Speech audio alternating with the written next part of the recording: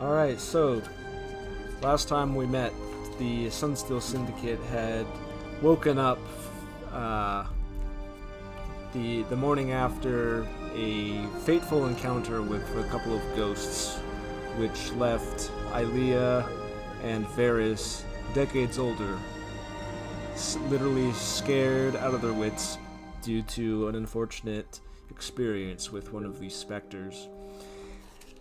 After kind of wrestling with the ramifications of this new development, Ilea apparently needed some time to herself and walked away, ostensibly to commune with, or some sort with, her goddess.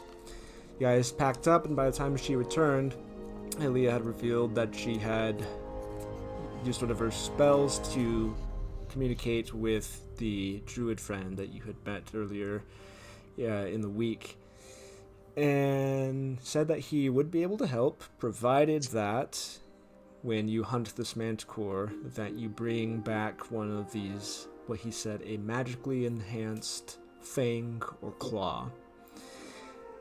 And so, since you were already on the tail of the manticore, this felt like a good option.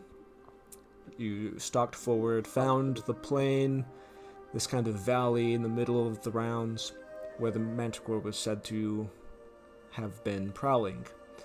Set a trap, and by trap was just simply laying out some poisoned meat, which was not really a trap, but it did bring the manticore out to investigate. And once it came out and was trying to get a finer sense of where that was coming from, Mallory took the opportunity, with the help of fate from Varys, to land a critical strike from way on top of the mountain, or the hill, to the manticore below. The fight ensued, and the manticore quickly realized it was a little bit overmatched, and it became a chase as the manticore was trying to fly away with the rest of the party in hot pursuit, somehow managing it to bring it to the ground, knocking it unconscious, and persuading it to forfeit one of its magically enhanced fangs, which Ignatz had taken out. But it only lasted for a few seconds, where apparently the magic seemed to subside. But then, as the manticore was stalking away, you heard a sound of light clapping, and you turned around, and kind of stepping out from a nearby copse of trees was the familiar form of Herrick, your druid friend you had met before. And he said, "Well done. That was an interesting and riveting performance." And that's where we pick up now. In the aftermath of this fight, Ignatz with the fang in hand, you'll turn around to see the tall and kind of barrel-chested, muscular form of Herrick, who is just kind of dressed in like simple rags that seem kind of tattered. And remember this being a little incongruent with the rest of his domicile that you've seen before, which was very orderly and put together and developed. So this seems to be a choice for whatever reason. And he steps out to regard you, kind of hands clasped. What do you, the Sunsteel Syndicate, wish to do? Well, I suppose it's convenient that you're there watching, because we don't have to try and track you down. I believe that we have exactly what you asked for. He looks over to Ignatz with the fang in hand. "Yes, of course." And he walks over to you with his hand outstretched.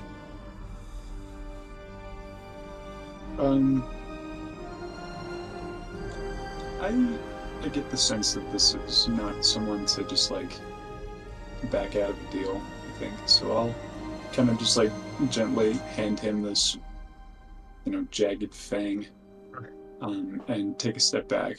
I'm looking around for Mallory because the last time I saw her, she was like bleeding out on the ground. um, That's a fair point. Yeah, that's because fair.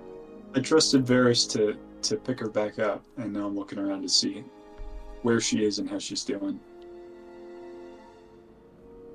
I mean, I'm kind of over by you guys because I was helping get the little spikes off, but I'm looking okay. Not great, but standing and alive. Something.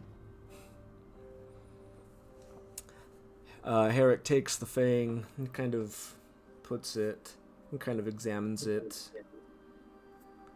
And he seems to give it a critical eye, but with a frown of approval as he's inspecting it. And says, well done. That was an impressive demonstration of your capabilities. It was thoroughly entertaining. I've been following you for the better part of the day, and I've been watching your developments, and mostly because I've been intrigued by persons such as yourselves. He kind of takes the thing, kind of puts it inside like an interior pouch of some kind behind his rags. And then he kind of looks over at Aaliyah and says, well, I have come as you suggested. Which he hasn't really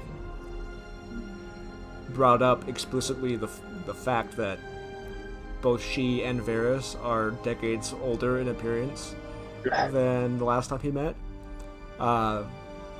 Seems to be completely unfazed by this. Now, Yeah, thanks, bud. you wanted my help with your predicament. Right, well, that was the agreement, and I think you can see the position that we're in. Quite. While it is within my capabilities to help restore you to this, it does require a great deal of energy and concentration on my part.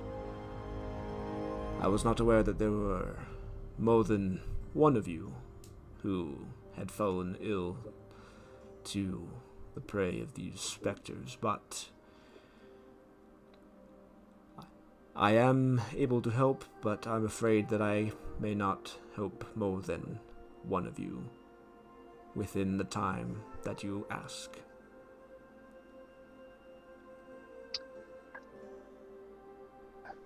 I understand, and that is very disappointing news, quite frankly. I think we're both hoping that it could be remedied a bit easier. But I understand the complexities of magic. Well, I guess I don't understand the complexities of magic quite. So, I fear there's only one fair way to do this, and that is to let true balance and true order prevail. In a matter of fate,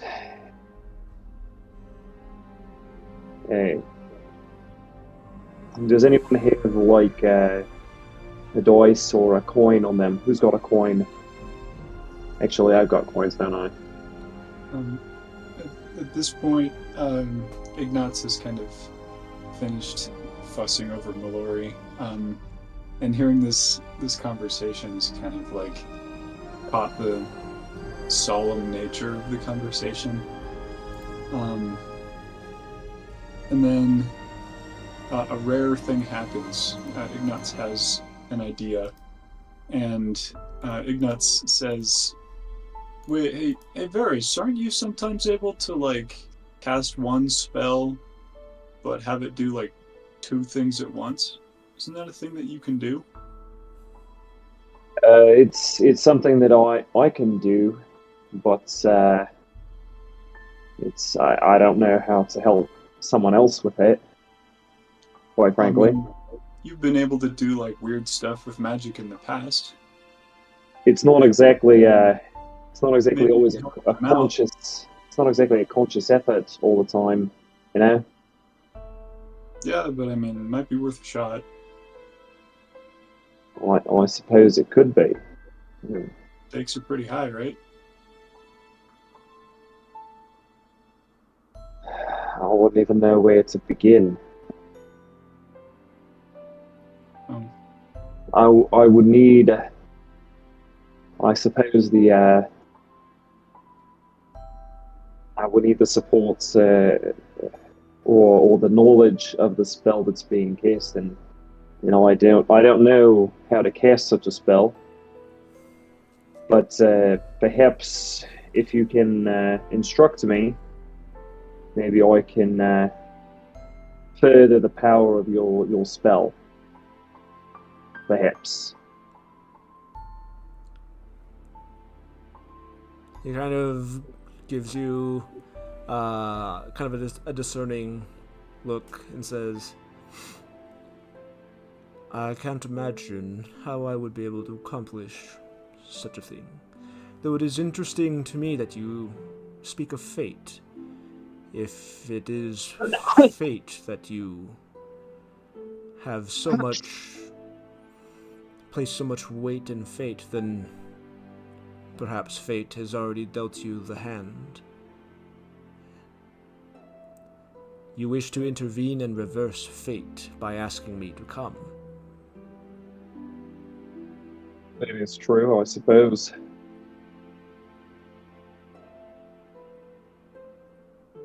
well, I mean, There is an order. There is an order to things. There is a balance to life. But that being said, there are certain things that must be done in order to achieve a greater balance. And my purposes that I seek cannot be accomplished in my current state. But alas, there are also many purposes that Ilea seeks, which I imagine will be made only more difficult by her current state. And so, it seems reasonable then to me, if we are going to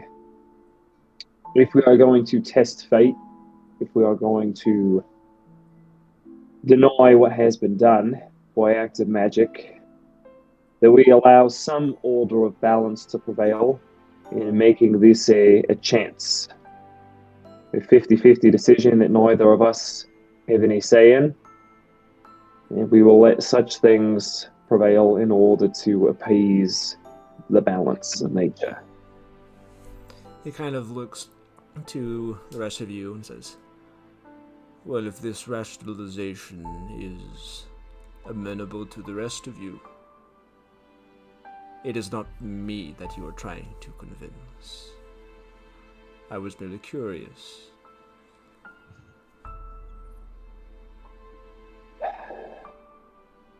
Well,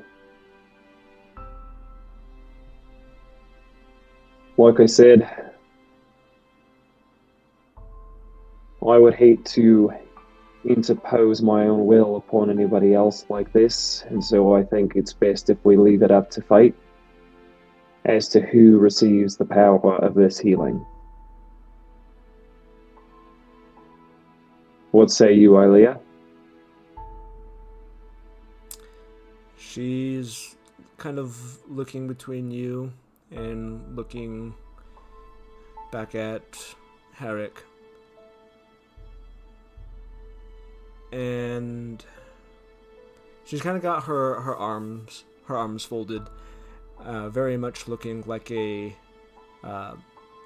very stern and strict matron in her armor.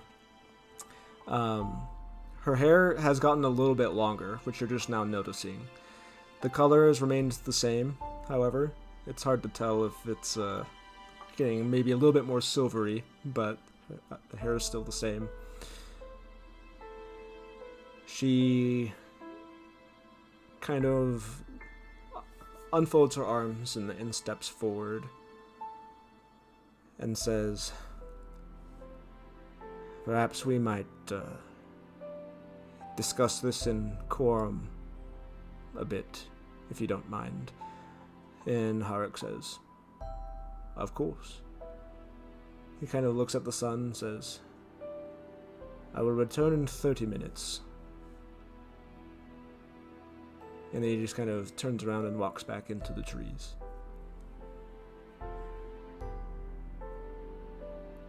I didn't get all that fate stuff, but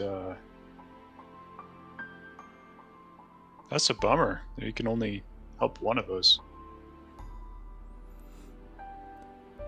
Aaliyah's kind of come around and takes her spear and just kind of like sits it onto the ground and just kind of looks at the rest of you. And there's a very slight smile at the corner of her mouth as she's kind of like looking down at the ground. And then she kind of looks up and says, "We're here because we're trying to get Varys back to his friend. Right?" That is why I'm here, yes. That is why you have come to a company, as far as I understand. We're heading northeast through Southsea. I was beginning to personally feel quite a bit more apprehensive about going back to that place. It is not a place that rests easy in my history. But this affliction, and she just kind of gestures to herself, may not be as much of a downside to me as you might have thought, Varys. I personally feel like I would be able to better face the oncoming conflict that awaits me in that war-torn province. If I don't look how others might have remembered me.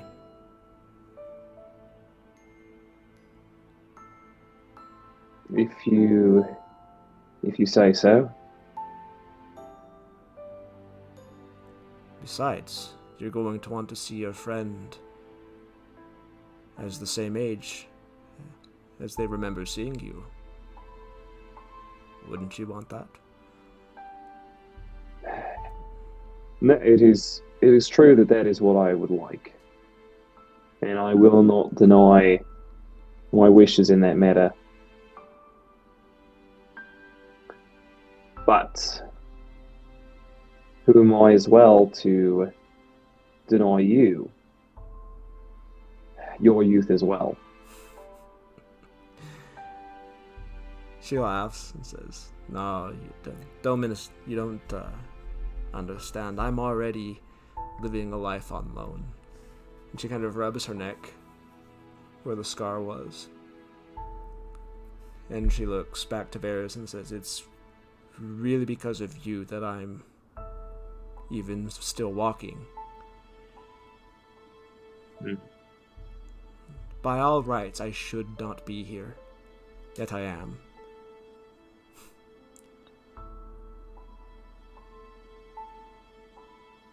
No, this is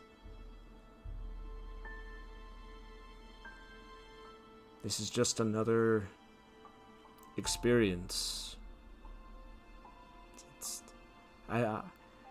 Initially, yes, I did see it as, I wondered. I wondered why this this would happen, I thought, but now that I see that it might be more of a blessing in disguise.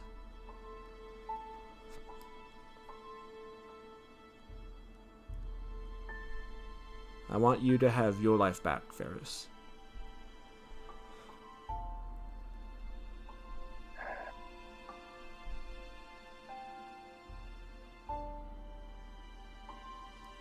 That is very kind of you to say.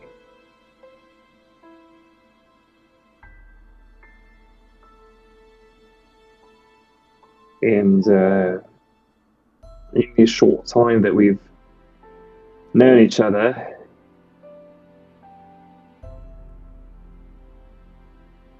I can already say that I've come to respect your wisdom in these areas, in many areas. Well, though I may look like I'm 60, that doesn't necessarily mean that I automatically have that wisdom, but even so, I appreciate your compliment.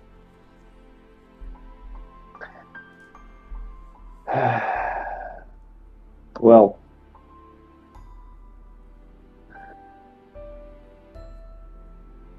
I will humbly accept then that charge.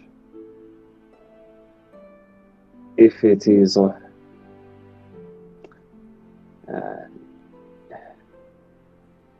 if it really is what you wish.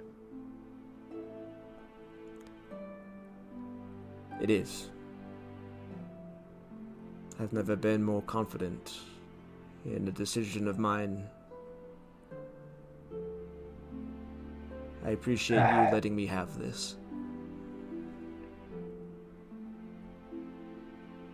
And I thank you for your sacrifice.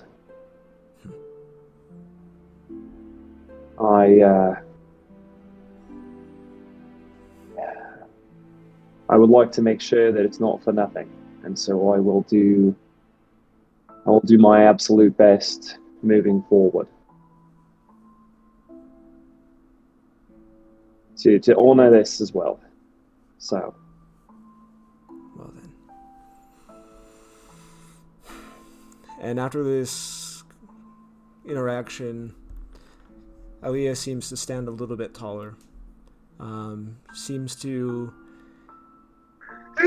take... Bless you. thank you. Seems to take a lot of pride and pleasure in this decision. And quite frankly, seems happy that you weren't trying to persuade her out of it. That there wasn't more of a conflict there. I think Ignatz is like silently sobbing off to the side to celebrate. It's so beautiful. I've never seen So such sweet. a pure display of friendship in my life. There's like steam coming out of his eyes.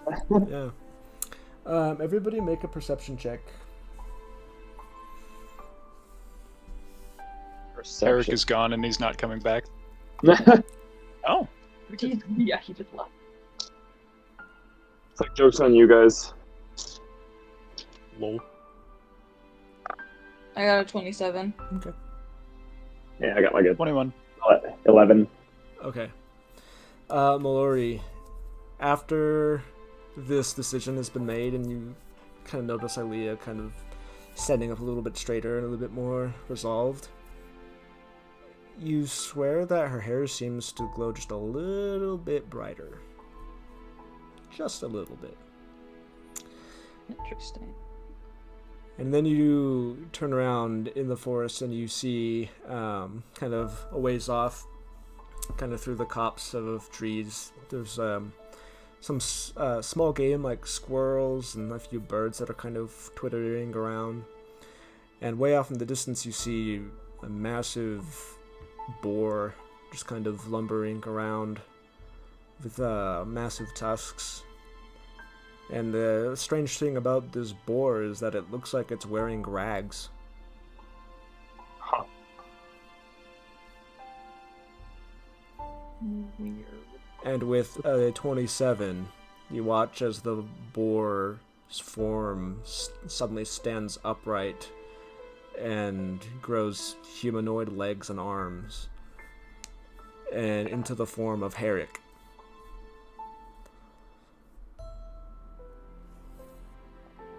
Ah.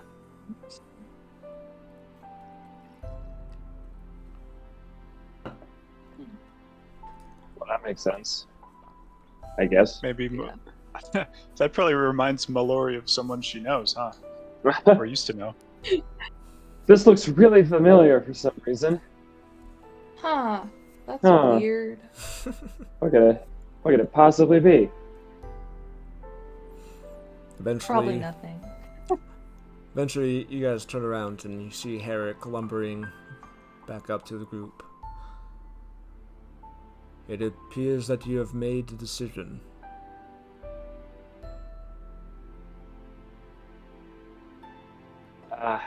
Yeah, we have. And, well, I will be taking the benefits of this spell. So, So be it. With that, he kind of steps forward, and it's really interesting what happens. You see his eyes kind of flash with a glow of almost like a fiery light, and above his head you see a flame appear. Counterspell. Sorry, I had to. But it's not just a normal flame. It seems to move of its own accord, and it maintains level with his head as he walks forward. And it kind of like some of the flames look around that almost look like limbs or something that kind of flicker around. And he says, "Well then, if you are ready, I will proceed."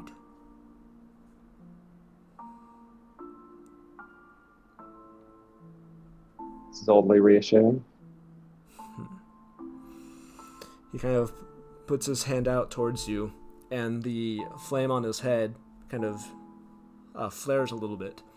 And little tendrils of fire kind of like break apart and course down his arm and kind of gather along the back of his hand and arm, and says, "This shouldn't hurt," and places and just puts his hand Thanks. like on your forehead. And what it feels like is if you've ever almost like a really hot towel that gets placed on your face, or like hot wax, it just kind of slams into you, Varys. And everybody else watches as the flames begin kind of coursing down and running along his back and across his limbs. The flames don't seem to be actually like burning or like touching him. They appear like an inch off of his body, but begin coursing down. And you guys all can slowly watch as the wrinkles and the defined laugh lines and crow's feet that the aged Varys had begin fading. You watch as the youth comes back to Varys, the gray, streaks of gray in the hair, Varys the fading. Grey. Is that my name now? Varys the Grey? It was. It was Varys the Going Grey. back to Varys the Green. And you feel this, Varys, this intense heat. While not really painful, definitely jarring, unexpected, coursing through your very being.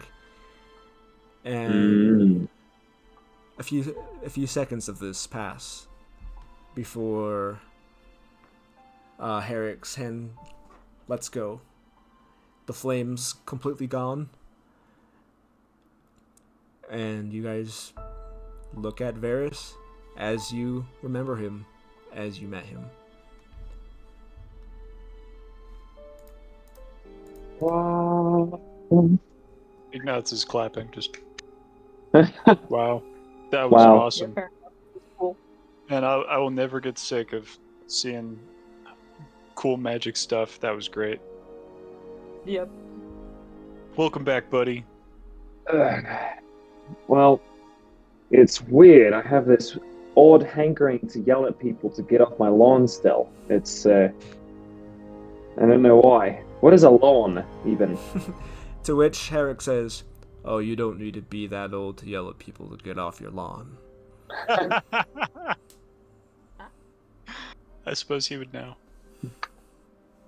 He would know, yes. Well then, you have fulfilled your side, I have fulfilled mine. It has been a pleasure to meet you and have this interaction. Now I will bid you farewell. You too. He's already turned around and started walking away. Okay, bye. Okay. You look back at Aaliyah and she's just smiling, has a genuine face of happiness regarding Varys restored. Ignatz puts his hands on his hips and says, or his fists on his hips and says, "You know, I think we're a really close-knit team, aren't we?" That was a really nice thing of you to do, Aaliyah. Indeed it was. Very selfless of you. And I don't think we'll forget it anytime soon. I certainly can't. So thank you. Thank you for your sacrifice, Elia. Right. Well, you've already yeah. said thank you, so why don't we figure out where we're going, huh? I suppose so. I don't remember exactly what time it was when we finished our quest for the Manticore stuff. I know it's around 2 o'clock-ish in the afternoon. Okay, we got plenty of walking time to do. Or Yeah. riding time, I suppose. So, Should we get our bearings and...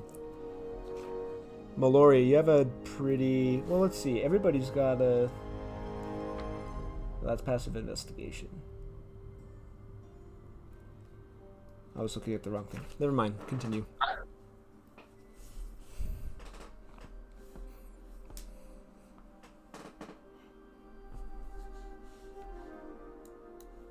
We could always go back to the top of the hill and figure out where to go next. Okay. Yeah, so currently, to review where you guys are kind of in the middle of the plain. To the north and to the south, the Vesta Rounds kind of continue.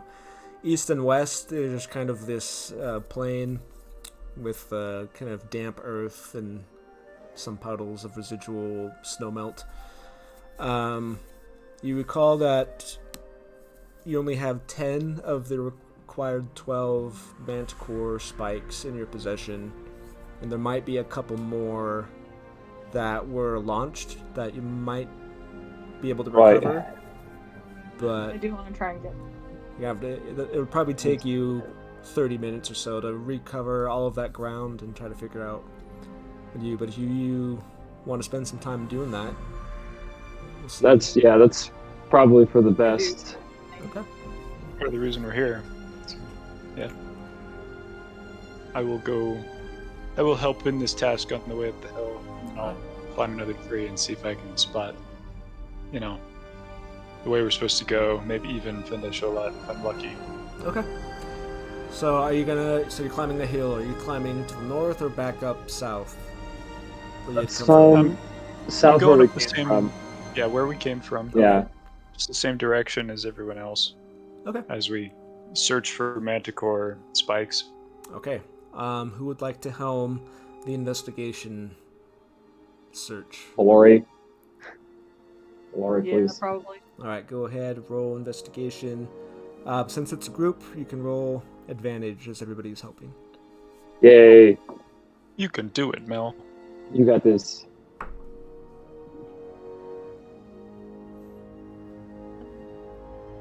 17. 17. Okay. You find 3 spikes, but they're all broken and shattered. You recall that they needed to be intact at the creation of the potion in order to get the full potency. So after 25 minutes, the only ones that you find are broken. But it isn't until it'll probably take you more like 45 minutes. But you do manage to find 2 more spikes that are still intact. Oh, good. Ooh. It's funny because as the Manticore was attacking last fight, I would roll a dice every time a spike missed to see if it broke or if it was intact. And there were precisely 2 spikes that were missed that remained intact. So you guys are lucky there. Wow, look at us. You have now. The gods, the fates have smiled upon us this day. So as Mallory picks up the last tail spike, there's a little icon off to the side that lights up with a check mark that says acquire 12 of 12 Manticore spikes. Woohoo! And then it says like And plus, we all level up. It says like plus 50 XP or something. Amazing. Ooh. All right. Okay. And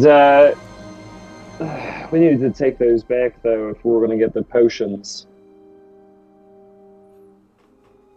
And that was all the ingredients, right? We just needed those manticore spikes. Those were the last ones, if I'm not mistaken. Yeah. So we are still a little far. Still a little far from anywhere. So you guys are back up at the I'm top halfway of up the tree. up at the hill. From this landscape, you're still used to it, but there's still something about with this particular part of the Vesta Rounds that seems to kind of catch your breath as you take it all in. And you can see that there's a couple. From this high up, you can just kind of see off into the valley to the northeast, the city of Fendai-Shalat, kind of nestled in, filling in this kind of canyon valley.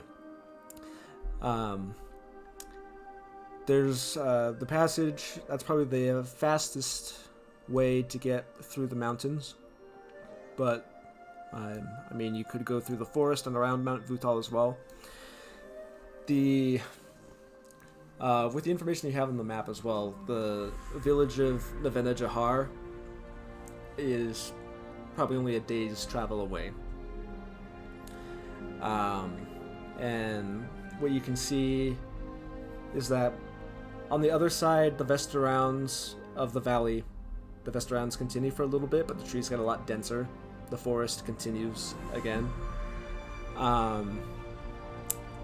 And go ahead and make a perception check. Who? Ignatz. Anyone? Ignatz? Yeah. 16. 16. Okay.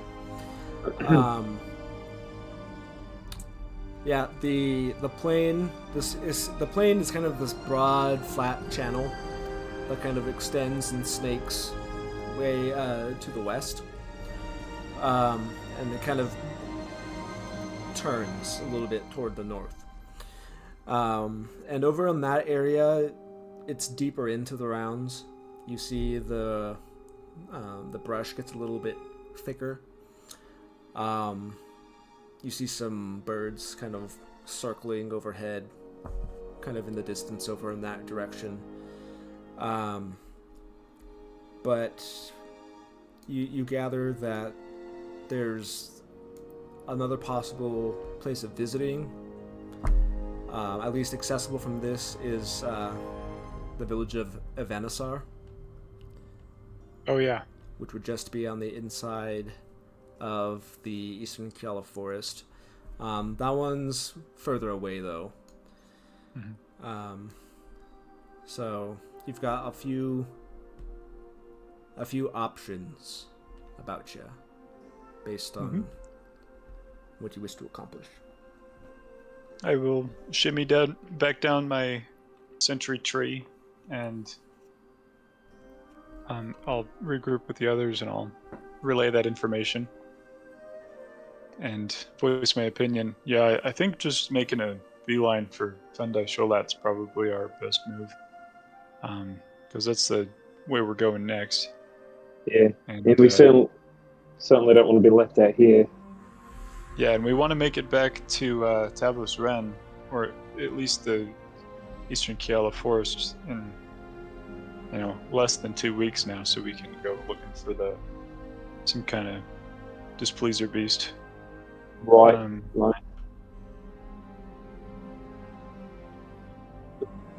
So, I don't think yeah. I'll put this Blazer Beast. Yeah. Yeah, What was it called again? The Displacer Beast. Yeah, that. Yeah. Right.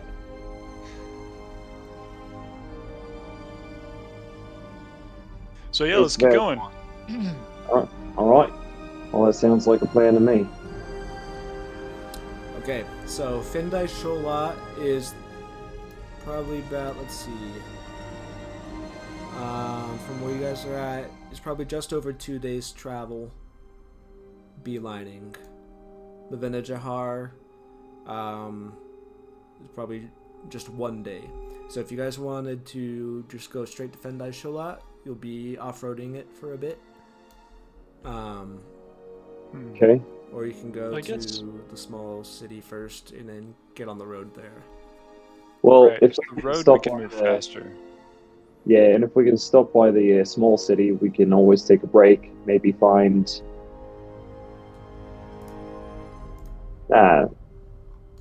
maybe find some other people, helpful things along the way. Yeah, okay. So perhaps it's best if we stop in the city. Yeah, makes sense to me. Yeah. Everybody good with that? Yeah. Because then it's All right. probably just another day on the road to Fendai from there. Uh-huh. So we wouldn't really save any time by going straight there, and it would just be more dangerous to go straight there. Yeah, no, I like your idea. That's good. Let's do that. All right. So the So city it is. we just start heading straight towards the road. Okay. Whatever's closest. So,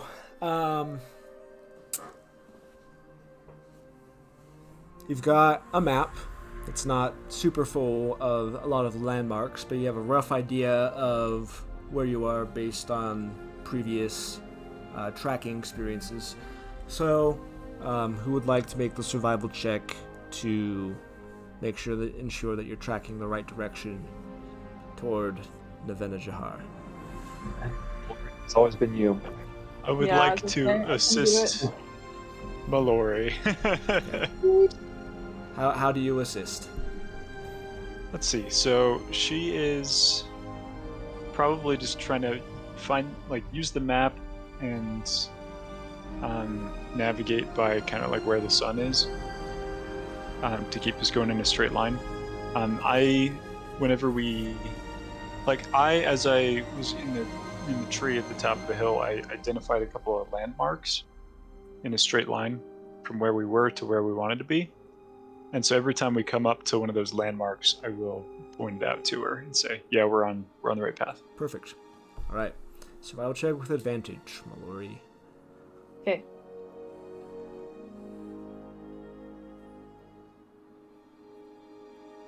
$15. 16? 15? 15. 15. Okay. Perfect. Pretty easy enough. It's a beautiful day. The sun's easily visible. Kind of climbing up and over some of the rounds, occasionally through the valleys, you cross onto the northern side of this plain. And eventually it looks the same as you've come to know the Vesta Rounds. As you spend the hours getting closer, you can see Mount Vutal in the distance, kind of coming closer. A few wispy clouds kind of crashing up against it on its eastern side. Still capped with plenty of snow is the mountain. But, and how's that for, that's probably your best landmark actually, would be the mountain as you're heading towards it. And eventually, as the sun is setting, you guys are cresting over a Vesta Round, and you can see probably another 2 hours journey away, the lights of a small settlement kind of down at the foothills. You could get there if you kept going, at risk of traveling through the darkness and through the night. And you'd probably get there pretty late. You'll be pretty tired. Or you can camp one more time before getting there. It's up to you. Ignatz, for the 12th time today, points at Mount Brutal and says, "Hey, there's that landmark again. We're still going the right way." That's the one. You're doing great, Mel. Thank you. The help is really what's making it go as fast as it is. Ignatz is beaming. He's been so helpful. So, yeah, looks like we could get there if we kept pressing on. After what happened last night, I don't know if I want to camp out here again, if we can help it. I'm inclined to agree. I know it's gonna make us real tired, but I'd rather be tired and safe than risk anything else. To that point, would it be safe to say that we got a short rest between the Manticore fight and where we are right now? Because there was a half hour of waiting for Herrick, and then there's the rest of the day riding on horses, right? I would say no, because there was not an hour, unless you guys wanted to add another hour on to get that short rest, because it takes an hour minimum for a short rest, and then you spent 45 minutes or so actively searching for Manticore spikes. That's fair. Yeah. Okay. If it's okay with everyone, I think we should. Let's say that at some point during the day, especially because Mallory was almost dead, that we would have set aside like a lunch break or a dinner break to take an hour. Okay. Not necessarily we're doing it now after dark, but like So with But that, we had done it. We had done it earlier. Okay, yeah. So if you want to apply your short rest now, you may do so.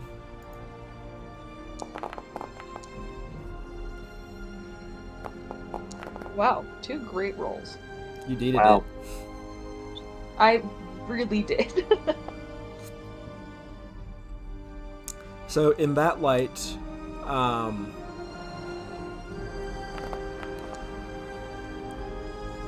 it's really dark by the time you, well, I guess you would, if you took the hour of the short rest, then the village of Novena Jahar is not yet visible by the time sunset occurs. Yeah. But by the time we get to this point, would we be able to see the lights? If you wanted to keep going, because by the time sunset happens, you're not entirely sure yet how far away you are from the village.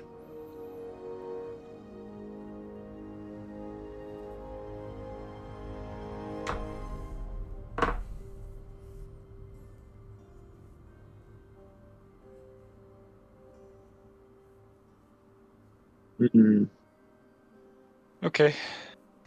Well, guys, I'm not entirely sure how much more we gotta go till we get there, but I could feel, I feel like we're getting close, just based on the fact that our landmark is, right there. Mhm. just rapidly The- blending It's- in with the dark sky. Right. Just that a little bit past the golden hour, right? But man, I love looking at the mountains when they're all orange like that. It's just so pretty. It's one of my favorite things about It's It's reflecting Utah. off Oh. of living out the here. like the whole kind of slope. It looks like why am I blanking the name of the mountain in Utah? Empanogas? Yeah. Timpanogos, yeah. It looks very much like that in the spring, with like the snow kind of spotted with bits of purple kind of all throughout it. And the sun is super low. The golden light is now becoming more like red and pink, reflecting off of the snow in the mountain. It's very, very picturesque.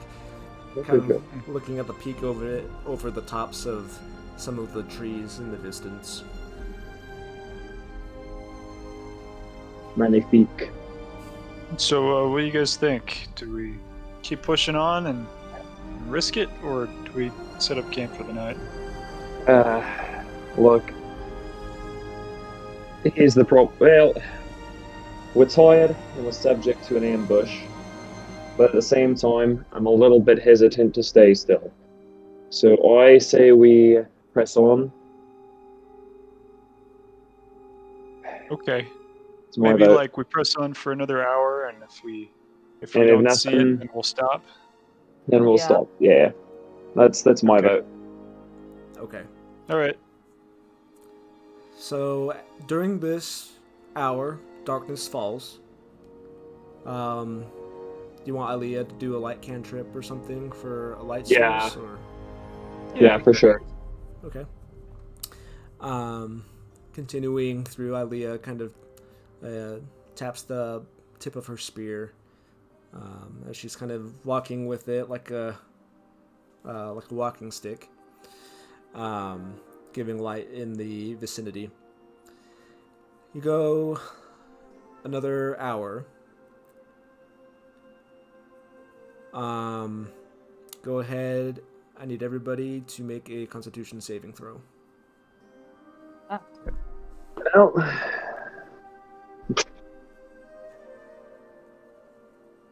10. Okay. 14. Okay. So you guys are all getting really tired, but no exhaustion points yet. Okay. At the That's end of the hour, you come over the hill, and you can see the city lights of Fendai Shola in the distance off to the right. So you have been tacking in the correct direction. And as you come up over this Vesta Round, you do see another set of smaller lights, kind of a little bit to the right, in the same direction that you guys have been heading, which you assume to be the village of Nevena Jahar.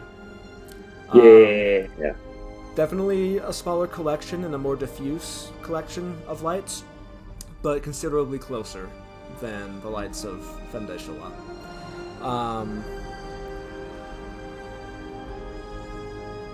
Let's see if somebody would like to make a survival check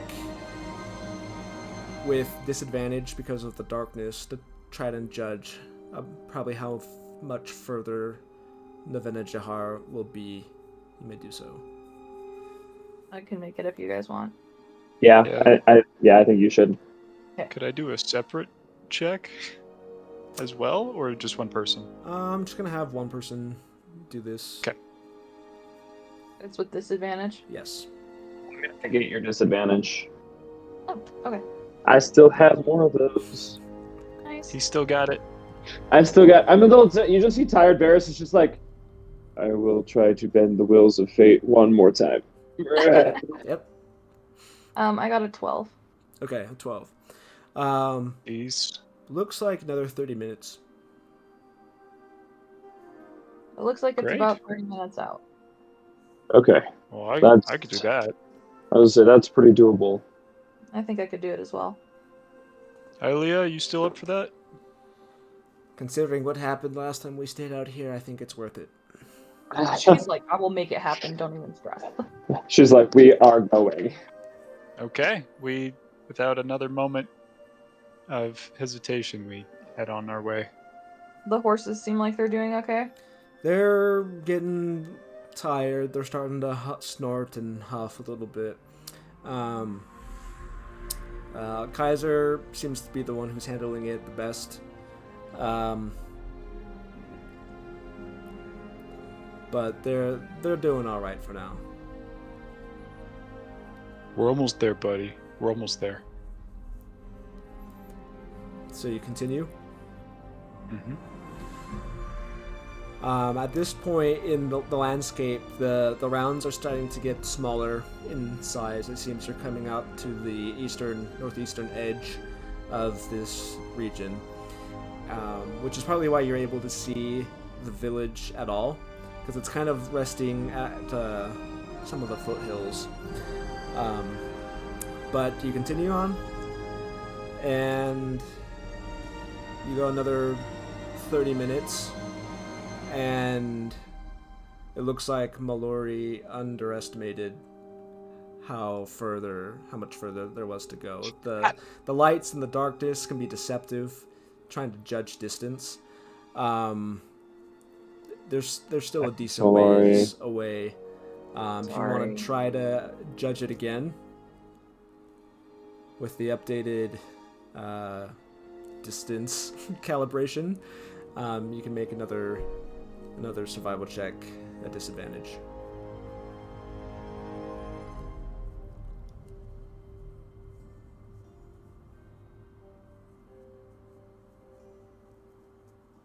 Is that better than the last one? Okay, 14. Okay.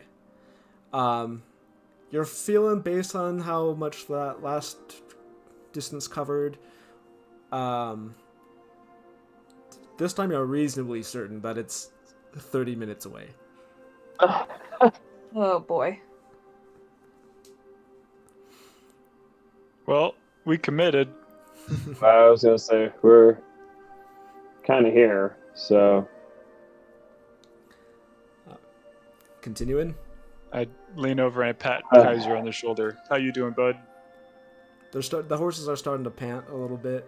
There are frequent times where Lista just stops and tries to graze, and it takes a lot of effort to kind of kick her head back up to normal trotting.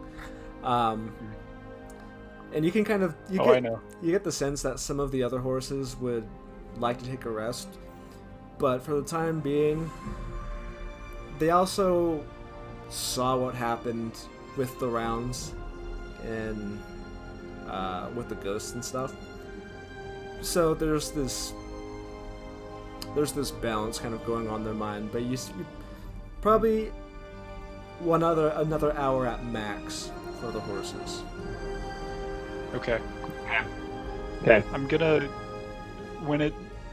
if we're on like any like pretty clear road, at any point, not like road, but like not trudging through swamp, I'm gonna actually hop off. Okay. Of Kaiser for like to give him a break, because I weigh a lot with my armor and everything.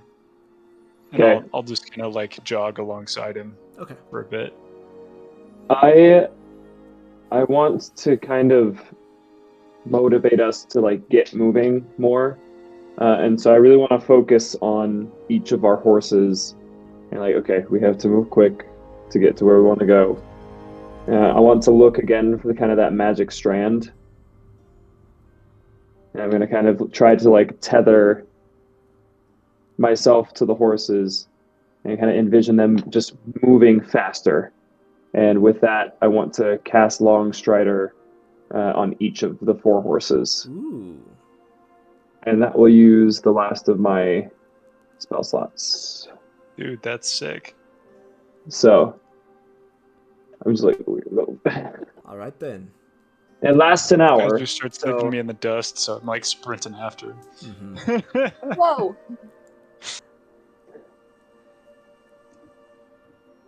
So, Varys, now acutely aware of the kind of things that happen when you cast your spells, but used to be something that was more innately known and intrinsic. You're starting, as you've been reading this, I almost said librito, The librito, yes. It's a librito. This book that the dwarven wizard that you had met had given you. With concerted practice, it's becoming easier for you to kind of discern. And you don't see it so much as you feel it, and are starting to understand why you need to move your hands and fingers in certain ways to do what you're trying to do. And the rest of you suddenly feel your horses kind of perk up. Almost like a shot of caffeine just kind of went through them. Their panting and snorting kind of dies down just a little bit, and you guys feel your pace quicken. And so you guys get there in much shorter, which is really awesome because that's going to reduce the DC for your second Constitution saving throw.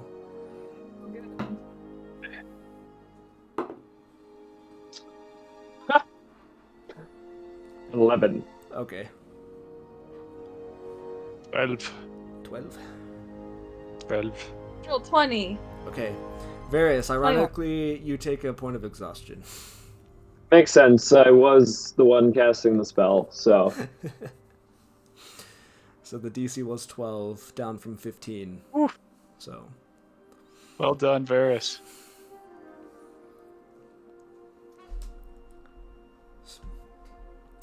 I'll take it. That's okay. That's okay. The last 20 minutes of traveling seems to be the end of the Vesta Rounds, where the landscape has flattened out,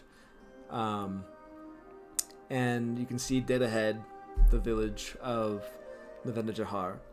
You get to a point where, as Xylea's light radius kind of comes into view, you see log fences, log walls, and it looks like this is kind of the beginning of private lands.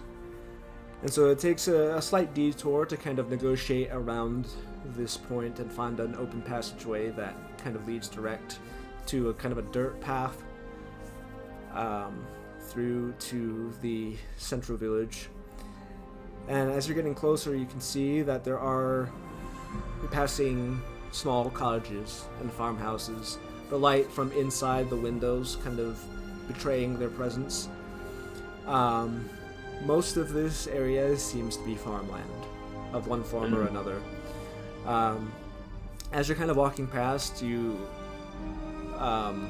hear a low, like, moo, and you look over to the side, and there's a dark, pitch-black silhouette of some kind of cattle on the other side of one of these fences, which, if you've ever seen dark cows in the dark of night, it's literally, they're just there.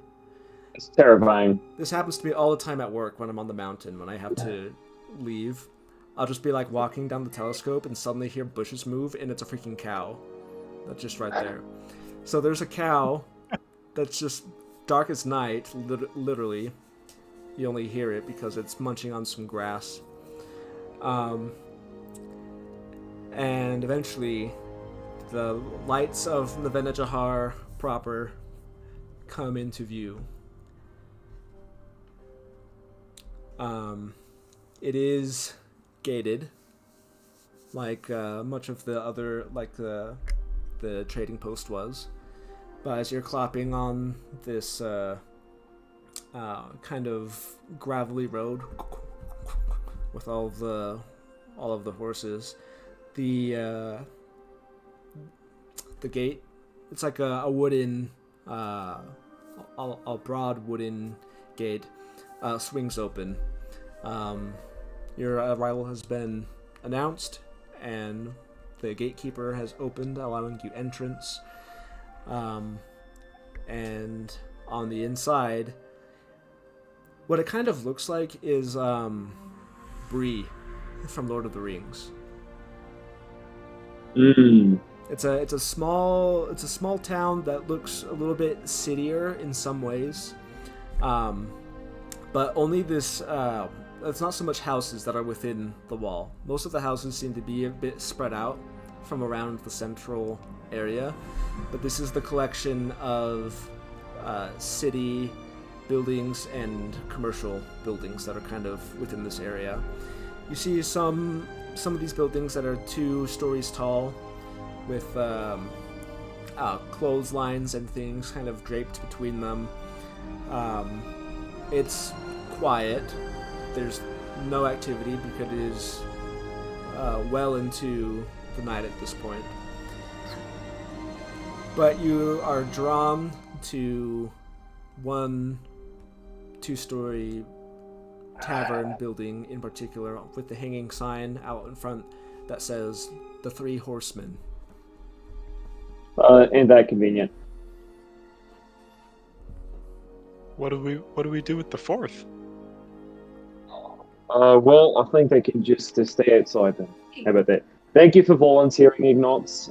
That was the Thank right you for your, map. thank you for your Wait, sacrifice. But I don't want to sleep outside. Well, but you just said you did. What? That was No. the right numbers. I'm so proud of you. Yeah. Yeah, there's 4 of us, right? Right. Like, you've corrected me enough times that I know that one.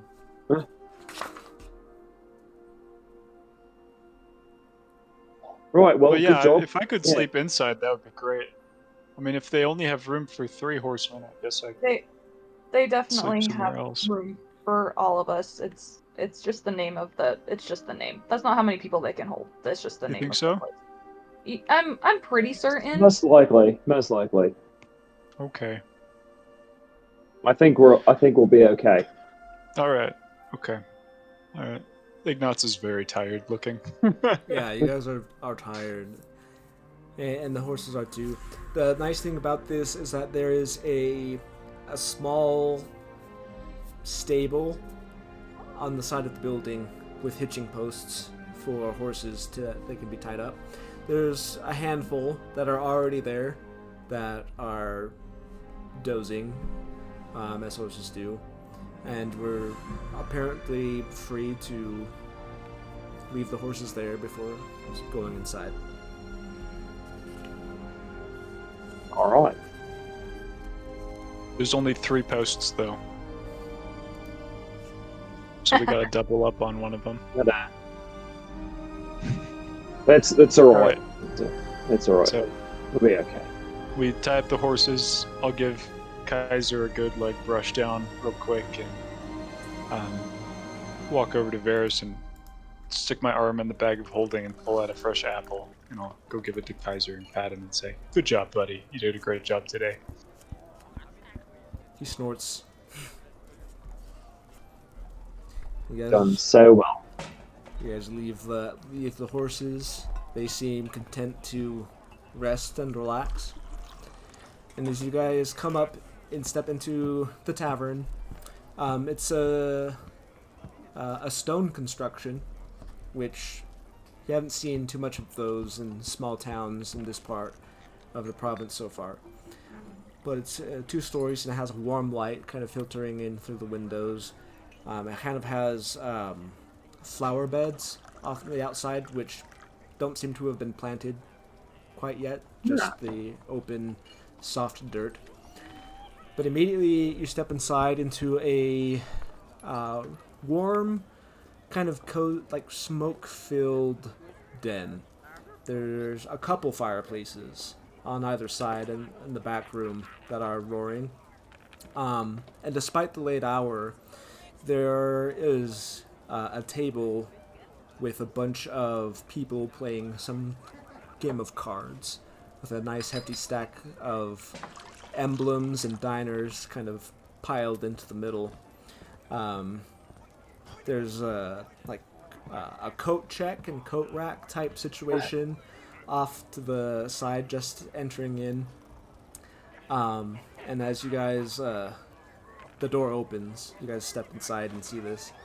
And one of the figures at the table says, "All right, yeah, be right with you, just 1 minute." And so you guys are just kind of left waiting for a little bit before being checked in to this tavern hotel. Thanks. This group of people Ignatz is are the kind of only starting to people. doze on his feet. Yeah, there's only one other person that's kind of in this area that's not actively playing the card game. A woman who's just kind of like laying on a couch with a book open. It's just kind of like peering over the book towards you. Eyes flickering back every once in a while and going back to her book. And then after 2 minutes or so, there's a collective groan of defeat and a singular yell of success as one of the people in the table begins sliding all the coins toward him. Yahtzee.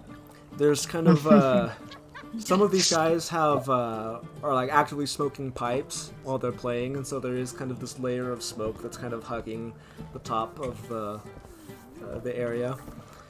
But the one guy who spoke to you first stands up abruptly from the table with a groan but a smile notwithstanding, pats the guy next to him who had taken the winnings, and then saunters over to the counter.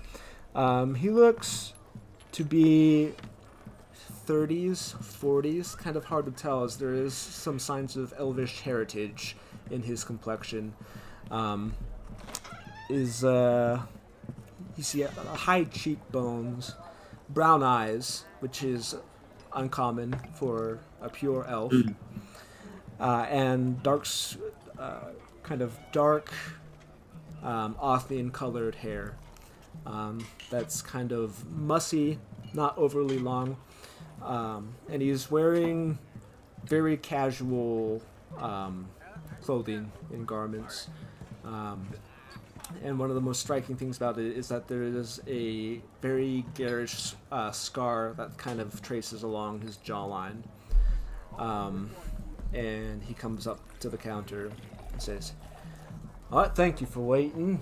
Welcome to the Three Horsemen. A bit late arrivals for such as yourself. You guys look absolute beat. You can certainly say that. It'll be rooms you want then." You have room for 4 horsemen here? Aye. Is that going to be okay? Yeah? Okay. Whew. You guys were right. Oh, is it? It's good. It was a joke. Yeah, it's very funny. Yeah, unfortunately, he wasn't joking. But yes, we do need a room for 4 people. Okay. Right then. Let me see here. One room for 4 people. We can. Looks like. Well, no, 2 rooms. However, it can be split up. Well, however you want. If you want one room for 4, we have one of those available actually. Oh, well, splendid. Yeah, we'll take that then. All right. If you have a room for 4 of us. For a 4 of you, that'll be 4 emblems for the night. 4 emblems. So, of course, it is. Yeah, wow. All right. I'm too tired to argue at the moment, so I'll just slide over 4 emblems to him. Right, you are. And then he opens up a cabinet off to the side, finds the appropriate key, and hands out to you. He's like, "Up the stairs. We're gonna go up the stairs, 1 flight. Instead of going down the hall, we're gonna go up again." And in your mind, you're like, "There's a 3rd story. Didn't really look like What? there was a 3rd story on the outside." But that's what he's telling Is this you. place like the TARDIS? Is significantly bigger on the inside? There's just one room, and that's the 3rd floor. Yep. We've just been put in the attic. We got the penthouse for 4 gold. Yeah, how about that? This guy just made like a week's wages off of you. Dang it. I've been bamboozled. You've been bamboozled. And I didn't even, I was too tired to even think about it. That point of exhaustion. Yeah. The point of exhaustion really coming in. Really coming in strong there. So you climb up the stairs, and the stairs are immediately off to the side of the door.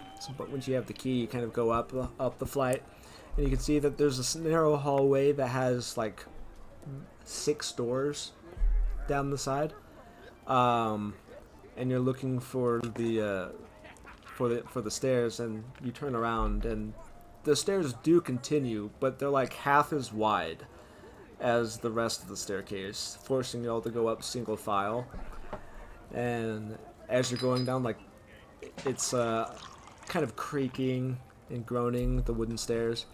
Doesn't exactly inspire confidence, but at the very top there is a door that is locked.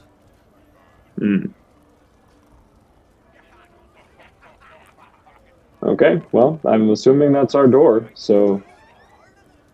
You put the key in, Yeah. and it does indeed unlock. You open it, and it Kind of fumble with the key a little bit. I'm just like... you step inside, and it does pretty much look like you're in the attic. Like, there's kind of rafters. The floor's not completely flush. There's like centimeters of the cross beams on the ground that kind of jut up that you need to watch out for, otherwise you're gonna stub your toe at worst and trip. But there are like a half dozen beds that are up here, small, but seem to do the trick. And even though it appears that you're in the rafters, it still feels warm. Like it's like insulated. It's not exposed. There are some measure of furniture, like small end tables and small boxes to put possessions in and whatnot. But there is only one small window that kind of sticks out from the roof. And like the further you get to the sides, like the lower the roof becomes too. So like you can literally see the slanting of the roof. But it appears that you are here in the attic of the Three Horsemen. Ignatz saunters over to the closest bed, and then looks over at Ilea, who's probably just like dead on her feet, and then like walks over to the next closest bed, and then looks over at Malorian, and then walks over to the next closest bed, and looks at Barris, and walks over to the next closest, and finally just like drops his bag onto that one. And That's awesome. begins the lengthy process of taking off his full plate armor. Gonna leave on the gambeson because it's like a big quilt. Okay. And then just crashes into the bed after that. Ilea starts The doing people likewise. downstairs probably hear it go. Ilea starts doffing her armor as well. You're not sure what the hour is by the time you all finally climb into your beds, which, again, deceitfully comfortable. These mattresses. Very soft and very plush. We're gonna do track 13. It's very soft. Very nice of them.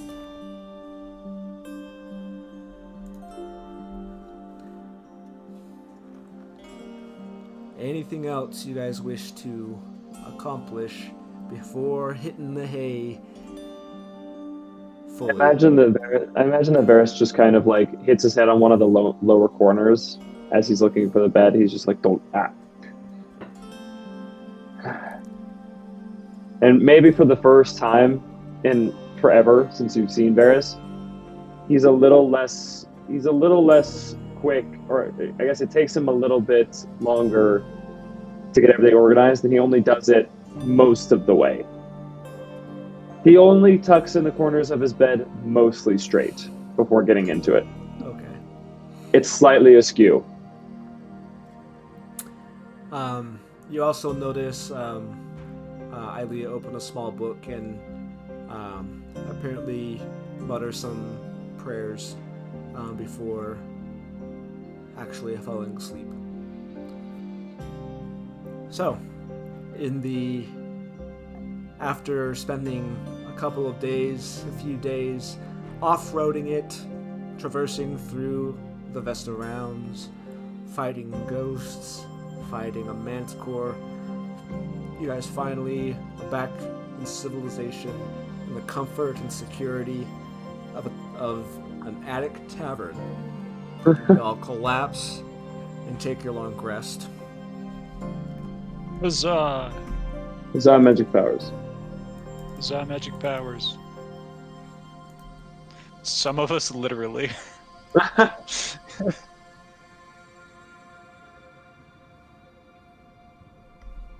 Ooh.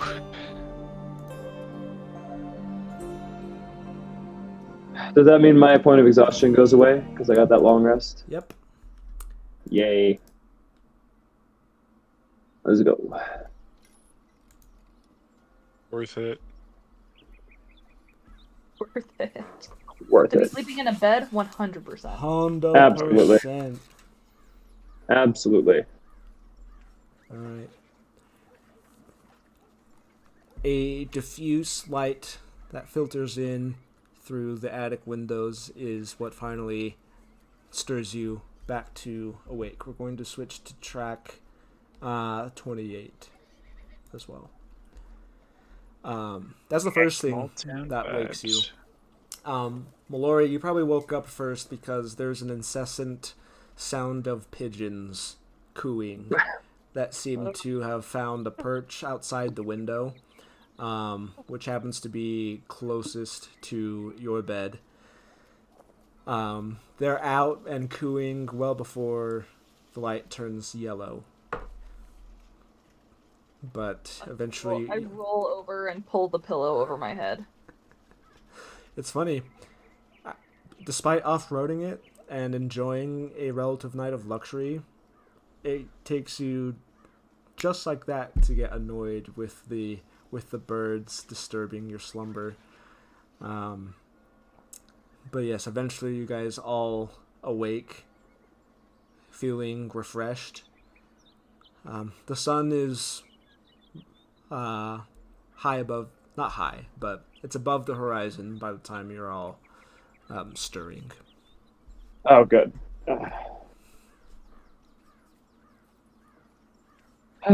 Going to take some time in the morning before I even get out of bed because I'm still a little bit tired, and I'm just going to read my book. Mm-hmm. So I'll probably take a good hour before I actually get up to read some more. Okay. Let me... Oops.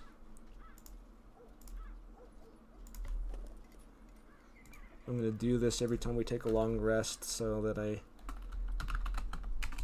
that we all know what day it is.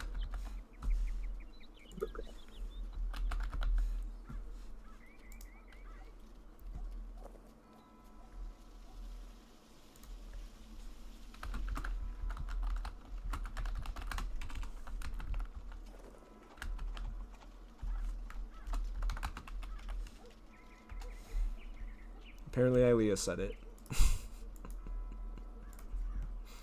Muted. Said it? Sorry. I was saying before putting back all of the heavy armor, before donning all of that, Ignatz is going to look for a way to climb out on the roof, and get a breath of fresh air, and then do his morning forms, the Shoryu laminar flow on the roof. Yeah. Shoryu. So Shoryuken. the window has two panels that are just kind of like latched shut.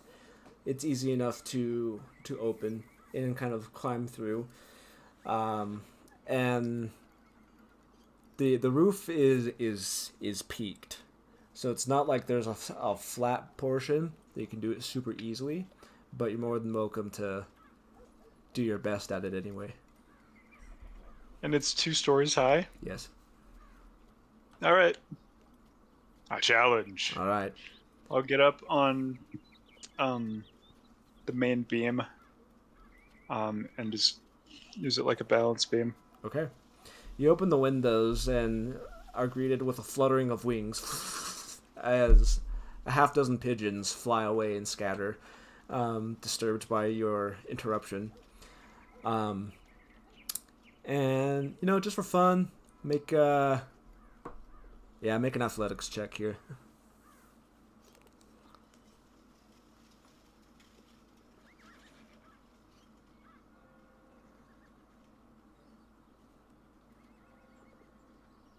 17. 17. Okay. It's enough for you to scramble up amongst the shingles. A couple do slide loose, but you look around and judging at the rest of the state of the roof, you're like, they're not going to notice. There's lots of shingles that are kind of missing. At the very top, disturbingly, there is like a patch of shingles that are missing, probably like a foot in diameter, which is... Oh. You're like, wonder what could have caused that. But you come up to the main beam and kind of balancing on either side, do your morning shoryu. And it is it's a windy day. It's pretty breezy this morning. There are some clouds kind of coming in from the east, but they're white and puffy, and they don't look threatening. Just looks like there's going to be a lot of them today. I think I'm gonna just, while I'm up here, after I finish and kind of catching my breath, I'm gonna look out over the town, see if I see anything that catches my eye. Yeah, actually on that note, on the main street, that's kind of just on the northern side of the Three Horses, there's actually an increasingly busy, it's becoming increasingly busy. People are coming out. It looks like they're beginning to set up small posts along this main street. You see some families that are just sitting along the sides. And now that you can see the village in the light of day, you can see what you thought were clotheslines kind of stretching across the street in between are actually colorful banners, blue and silver, the colors of the Empire. You see the flags of the Empire with the platinum elephant emblazoned across the blue and black background. Yeah, it's Empire Day today. Oh, yeah. It's today? Shoot, I forgot to buy him a present. I bet that there's a lot of. I bet that there's going to be a lot of good deals going on. It's going to be a lot of good sales, magic items. Oh yeah, it's going to be great. All right. Yeah, we should have a look.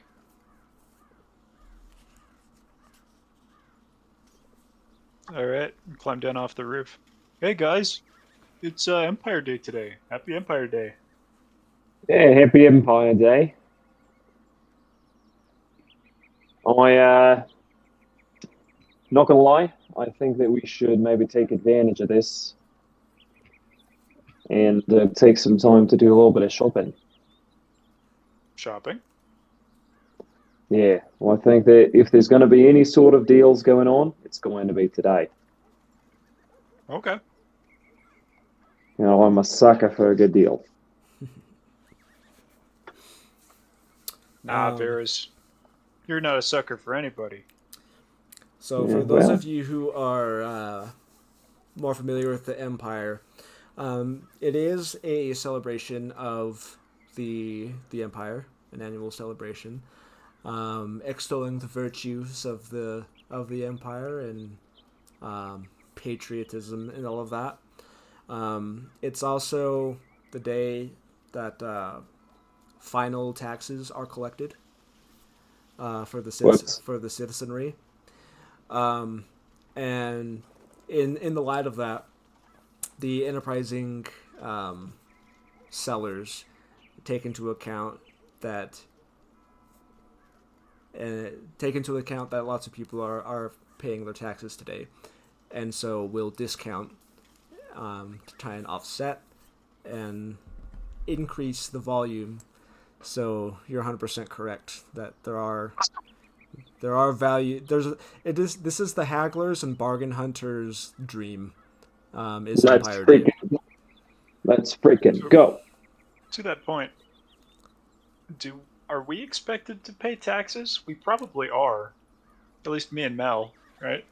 I'm not a citizen of your empire. No, you're not.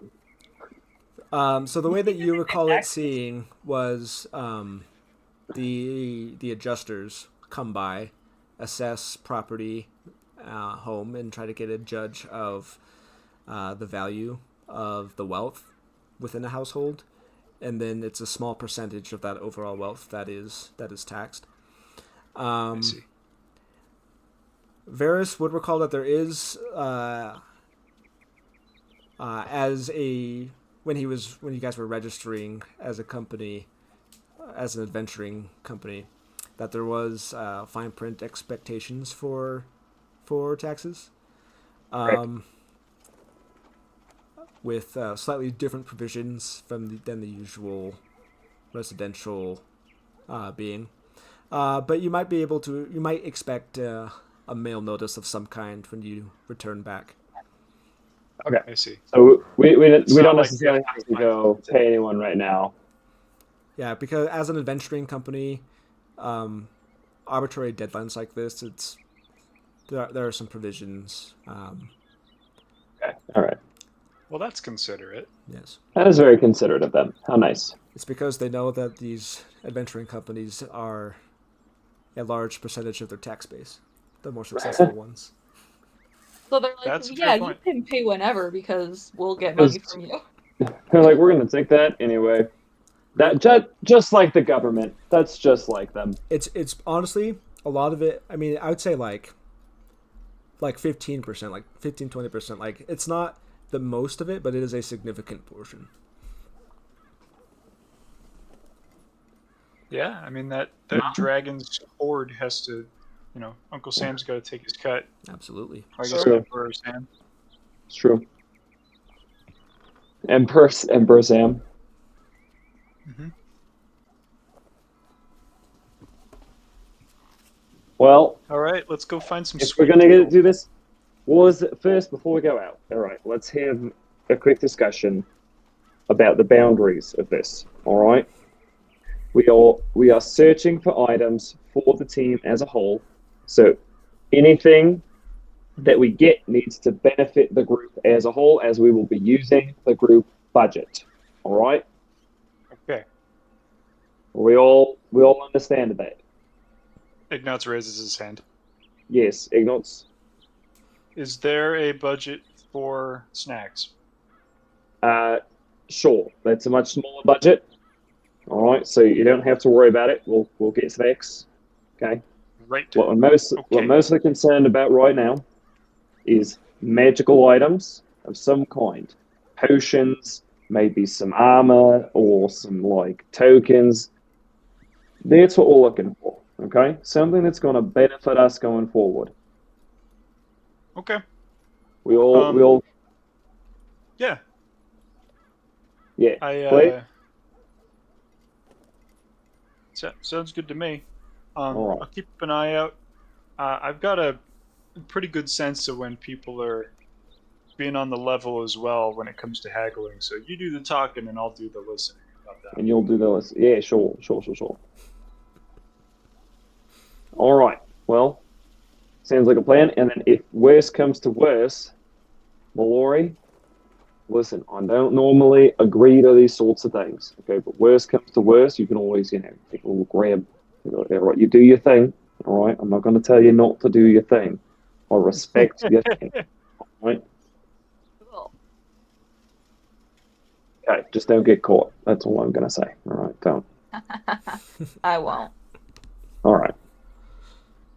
And Ilea, you didn't hear me say any of that. All right. Right. Right. Didn't hear. Okay. You didn't hear any of that, so let's pretend that didn't happen. All right. Good team. We all know what we're doing.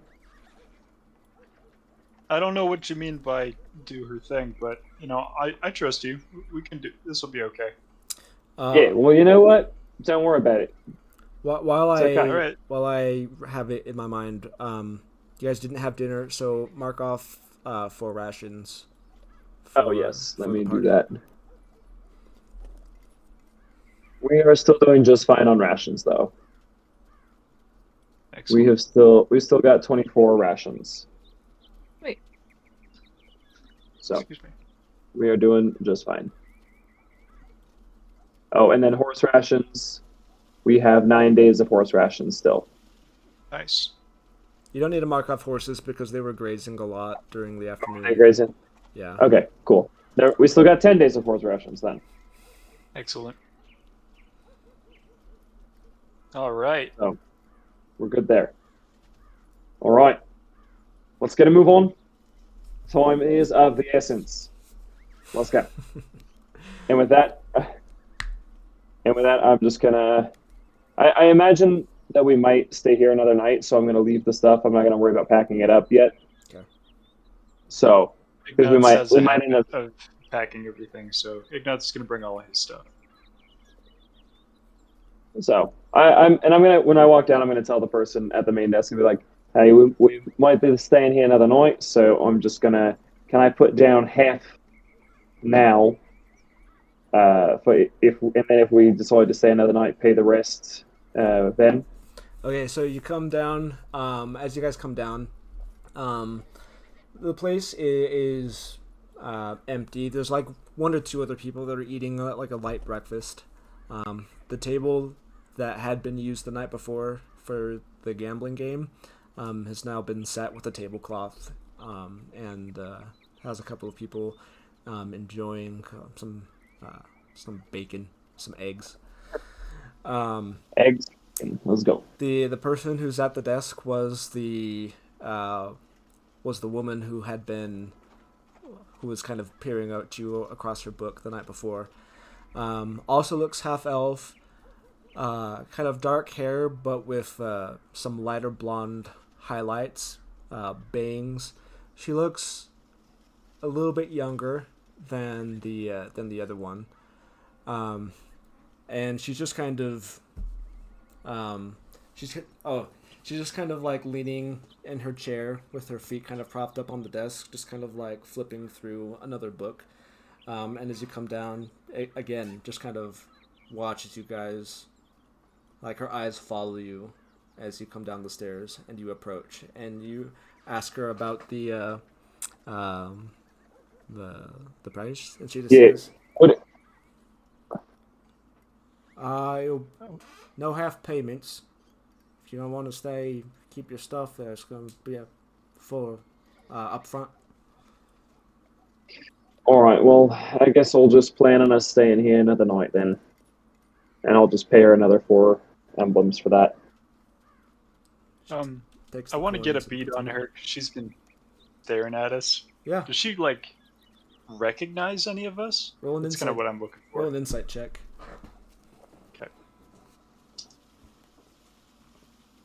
Okay, 21. 21. Okay. She seems to be staring mostly at... Well, she's kind of just staring at most of you all with just kind of beady, curious, bordering on suspicious eyes. Yeah, makes sense. But no recognition. Doesn't seem to be recognition, and you certainly haven't seen her before either.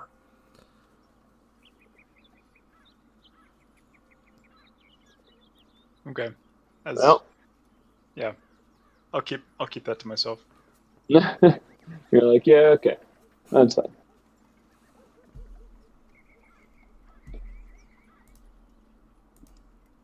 All right, well, sounds good. To the town square. Or the market, wherever. Yeah, I guess market. Market Square. Okay.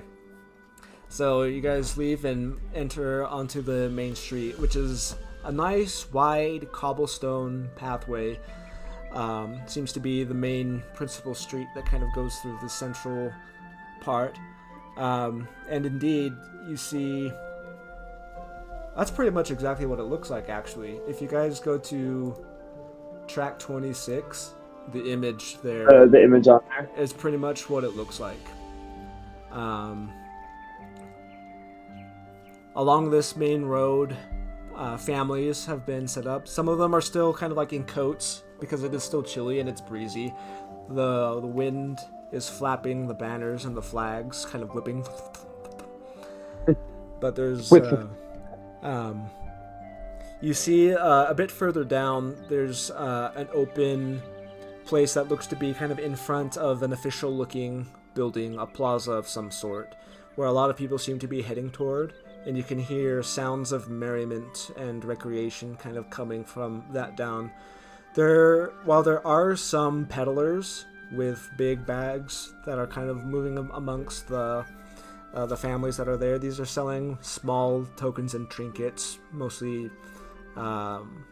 They seem to be more like children's toys or small treats. But there are some people that are kind of heading toward this the plaza, and you can hear, sounds of diversion kind of coming from that way. And it seems to be more of the mercantile aspect seems to be over in that direction as well. All right. Great. Then we will head in the direction of the noise and kind of the upheaval a bit. As the day continues on, or as the sun gets higher up, the place is getting more and more occupied by people. But you come to the plaza, and it seems it's a nice big square that is kind of set at the front of some sort of government building. A stone, almost. It's like a smaller version of a keep, but it's made of a lighter gray, almost sandstone-y color. Is this building, and it's also decked out in Empire colors and regalia. But in this plaza, you can see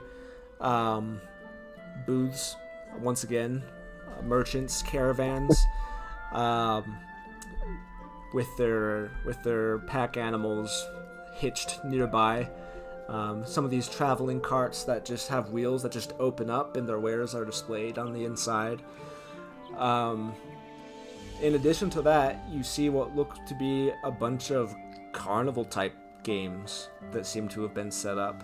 That a lot of children are begging their parents for a small allowance of spending cash to go and have some fun, win some prizes. Please, mother, might I have some? Turns to Varys and says, "Hey, Varys, can I have some money for you could buy us some snacks and maybe try my hand at that bottle game? That looks like a lot of fun." You think you're gonna? Well, I think those games are a scam. Oh, you know what? I've actually got a little bit of my own money. Never mind. And I just kind of wander over to one of the bottle games. Oh. All right. Well. Man, Okay. I've done this since I was little. Hey, Mel, come on. Yeah, I'll go with him. Okay. I want to go just because I'm curious. Okay. So the bottle game, you see, kind of set up and arrayed, at a slight slant, a bunch of clear glass bottles that are kind of separated, and kind of like each row is kind of offset half from the other, so it's almost like a hexagonal alignment kind of deal that's kind of going on. And as you get closer, you can see that there's a small girl with some pigtails who's trying to throw these little rings, and is trying to throw the rings around the neck of the bottle. And the further ones up are further and more spread out, but there's little tags that say what kind of prizes they win if they're able to get it. And you watch as the little girl tries some of the higher up ones, but it's not coming anywhere near close, and then kind of settles with the last two rings that she has. Ends up getting one on the third row.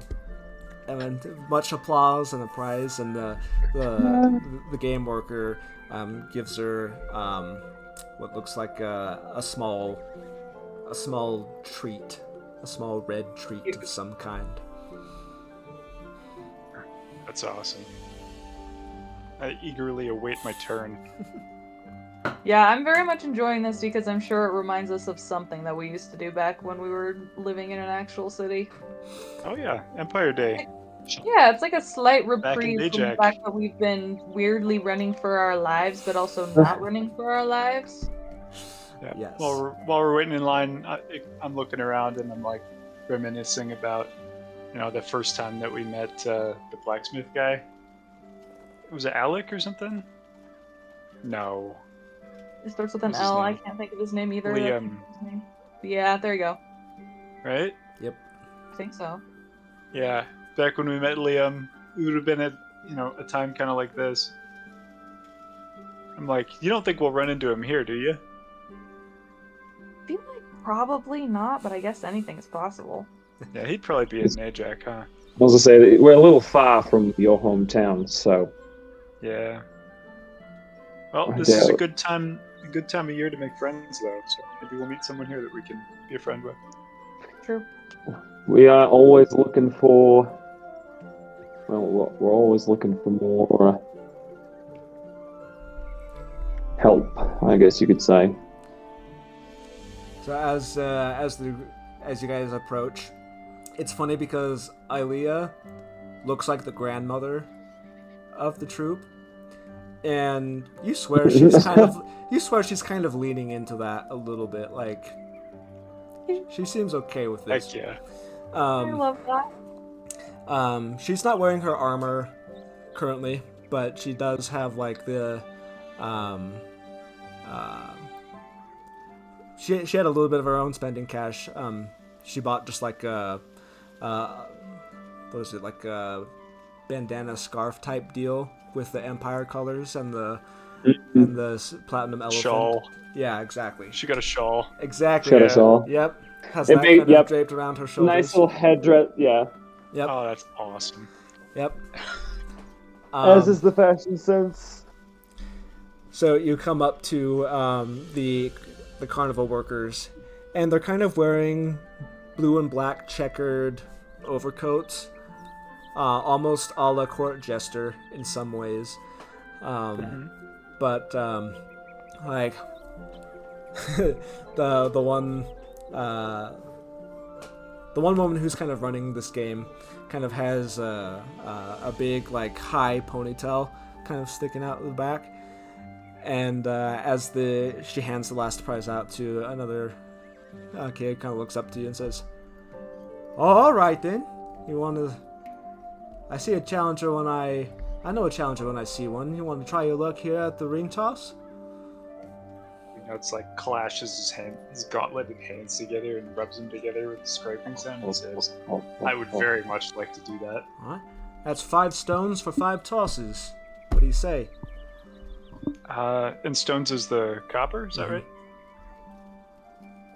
And I pull out 3, and I say, "Oh, hang on a sec." And I pull out a silver, just 1, Mm-hmm. and I say, "Is that enough?" Well, you can do that. If you give me that, you get 10 shots. Great, yeah, and I'll give her a silver. Okay. Or what are those called again? Diners. Diners. Yep. Diners. I knew that. The triangular Just took me silver a sec. coins. A fool and his money. I guess the diners are triangular. So she takes the coin and pulls out 5 small kind of linen rope rings that have been weighted a little bit with things that are kind of like sewn in on the side to give it a little bit of extra heft. Sets 10 of those in front of you and is like, "All right, let's see what you're made of, tough guy." Okay. I'm gonna just one at a time. I'm going for the top prize, whatever Okay. that is. These will be dexterity checks. Just straight dexterity rolls here for this. Okay. Going for the top row. First one is a dirty 20. Dirty 20. So close. So close on the first one. As it lands, the edge of the rope kind of hits the actual like lip of the bottle, and it tumbles off and rolls off to the side. Like, oh, so close. Good thing you got 9 more, huh? Yeah, let's see how this goes. Okay, round 2. 15. 15. Still going for the top row. This one, you just kind of air gap it in the middle. Okay. I'm going to do the next 3 for the same spot. Okay. 13. 13. 17. All missing. Oh, got it so close. Okay, at this point, I am looking around. Do I still see the little girl that was like trying for the top row earlier? She's kind of walked down. You probably lost her in the crowd at this point. Okay. Okay, I'm gonna give it 2 more. Okay. Natural 20 Natural 20 for a total of 22. A total of 22. Excellent. Whew. This one, you throw it, and the actual rope thing is spinning. The little weights on the side kind of fan out like a helicopter. Slow motion. And it flies like so gracefully. And it lassos the bottle that you were gunning for. I'm like, oh, look at that. Triumphant shout. For your prize, you get what's a good prize that would be given here? Common magic items loot table. Actually, yeah. Yes. You get a wand of prestidigitation. No. Sick. But it's limited. All right. It doesn't do limited? everything prestidigitation can. It can only do Okay. like the fireworks sparky things. All right. So I got a magic sparkler. Yes. You got a magic Does it sparkler. have charges, or is it just like at will? You can use it. It's a cantrip. It's pretty simple. I'll say you can use it. I guess it would have charges. There is something called the Wand of Pyrotechnics Okay, that might be what I'm thinking of. in the Xanathar's Guide. Yeah. We'll 7 charges. Yes. Use an action to expend 1 charge to create a harmless burst of multicolored light up to 60 feet away. That's exactly what it is. Accompanied by a crackling noise heard up to 300 feet away, bright as a torch flame lasts only a second. Okay, and it regains charges daily at dawn. All right, I'll add that to my inventory. There you go. You've won a wand of pyrotechnics. Nice. That's awesome. I am thrilled, and I have 4 more tries. Is it a play until you win, or is it a? Then like you're done? You keep going. Okay. But there's different prizes on different bottles, right? Right. So Do we know beforehand what the prizes are? you see like stuffed animals, small like tarts, like these like dark red, violet berry tarts, small candies, small little trinkets and figurines. Just a bunch of like small like little knickknacks. There is one of the higher up ones that looks like a quasi-official looking Empire amulet that has like it's like a metalwork that has like the platinum emblem of the elephant across the top. Things like that. Cool. Okay, I think I'll turn to the rest of the group and I'm saying, okay, which one do you guys want? What are we going for next? I got 4 more tries.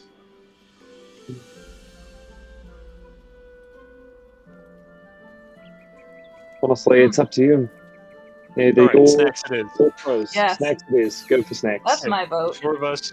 I got 4 more tries. I'm gonna go for one of the easiest looking ones that gives us some kind of treat, something Okay. sweet or salty. Yeah. Okay.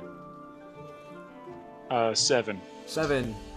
You don't even you go for one of the easiest ones, and you were so used to trying to go for the longer ones that you severely underthrow this one and don't even come close. Whoops. 9. 9. almost get one on the very bottom closest row. Just kind of bounces off the Okay. top. Gotta lock it in. Lock it in. Lock it in. 9 again. No. Wait. Like, Wait. Before that last one, before you roll the last one, uh-huh. I want to help cheese this last one a little bit. As he tosses it, I want to send my invisible mage hand to just kind of like catch it and slowly set it on the bottle. Okay. Just like as discreetly as possible, like grab it and put it on top of the bottle. Okay. Are there what are the components? Do you cast this without material? Or without? Yeah. But if there's a somatic component... Let's see. Let me see. I think that the gift might be different, that there might not be a somatic component. Yeah. Let me double check. It is...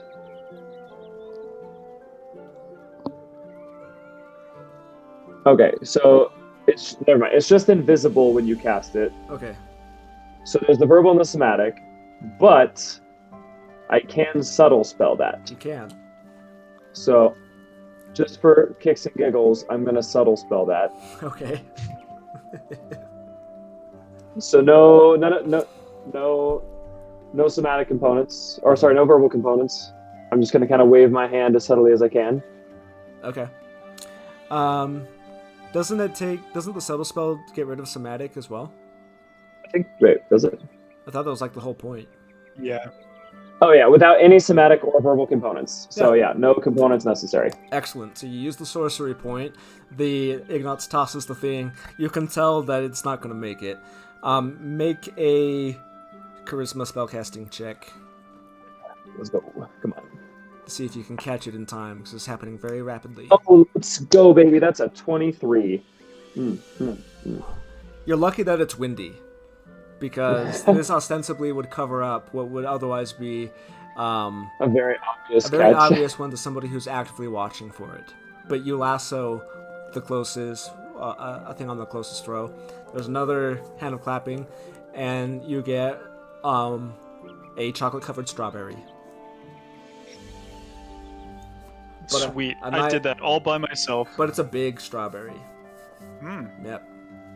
Sweet. It's large strawberry. You briefly wonder how there's a strawberry that big at this time of year, but there it is.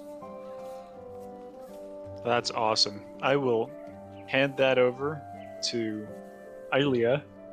Say, that one's for you. I'm gonna go for one more. All right. Because this is my last one. Natural 20. Natural 20. Let's go. Yes. Let's go. You're going for another treat? Just another strawberry, like the same one. The same one. Okay, easily done. Another strawberry is awarded. Ignatz. I got the feel for it that time. You know, I got it lined up. That was all right. You got your 10 throws, 3 prizes. Not bad. Amazing. I take this other strawberry, and I'm about to take a big bite out of it, and I remember the kid in front of me who missed every shot. And I go and I track him down, and I give him the strawberry. I'm like, okay. There you go, sport. Better luck next time. He seems very enthralled with it. He's like, looks up to you at this tall fire genasi, handed him a red berry. He goes, wow. And I give him a fist bump, and I go, never give up. Never surrender. Never. Motivating the next The Empire generation. Day. You seem to have Motivating the next generation. Run off into the crowd. Yep. So cute.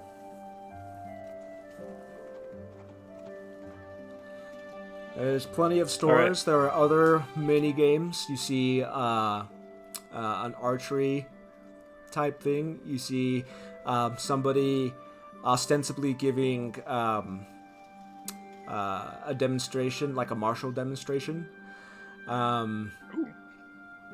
There's well, you know what? Because it's fun. You guys hear a trumpet.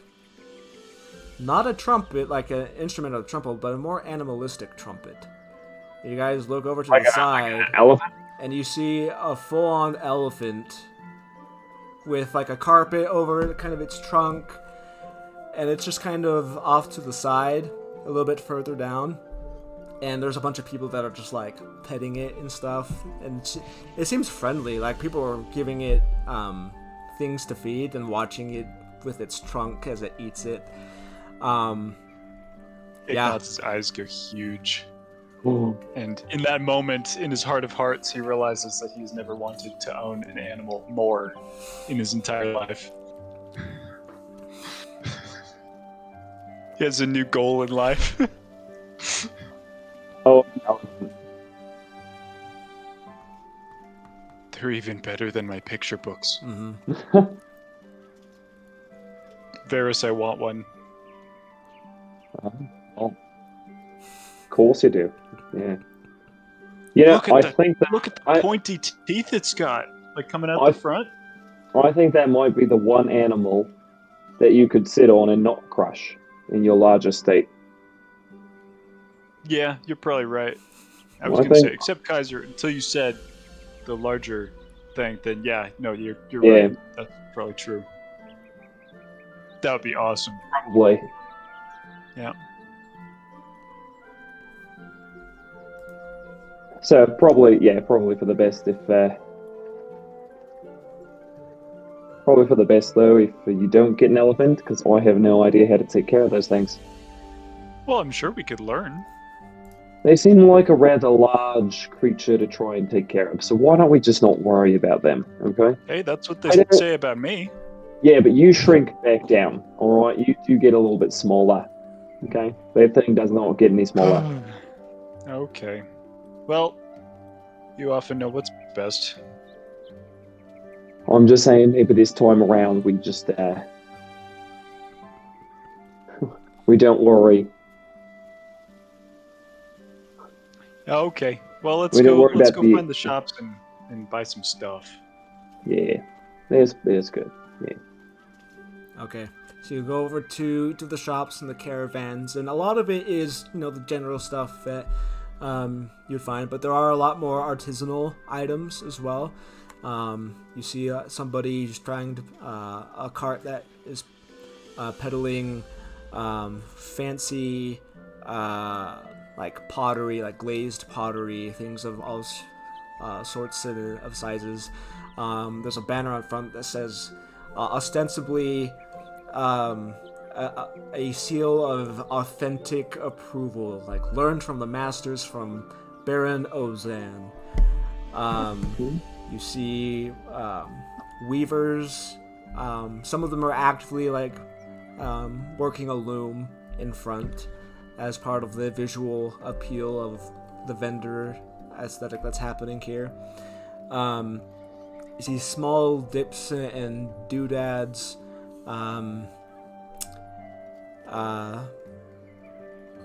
Yeah, there's a whole bunch of things here for your perusal. Describe what you're looking for, and you might be able to find it. Okay. I mostly am looking for any magical trinkets of some kind.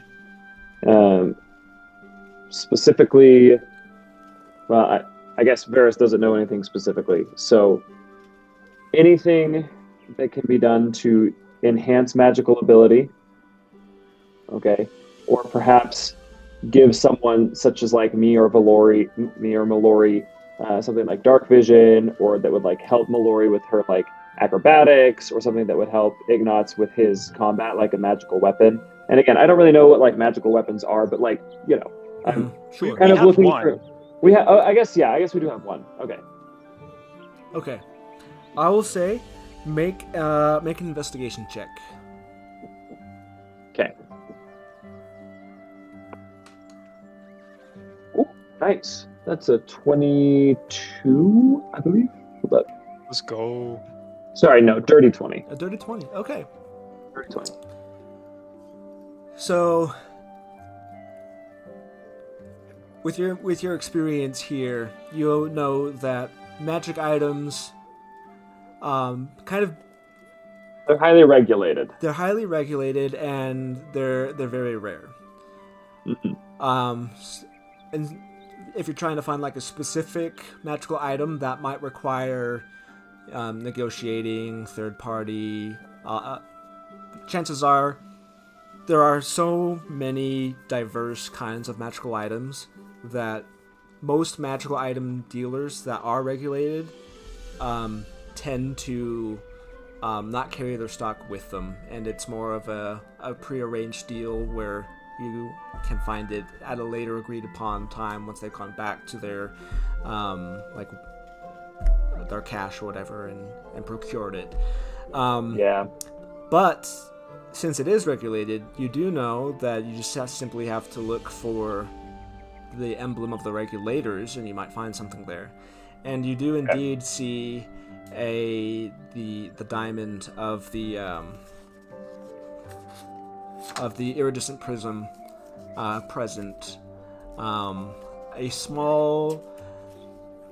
You see it emblazoned on a couple of people in cloaks. So it's not even that they're at a stall, but you just see a gathering of a small handful of these ostensibly iridescent prism affiliates. Okay.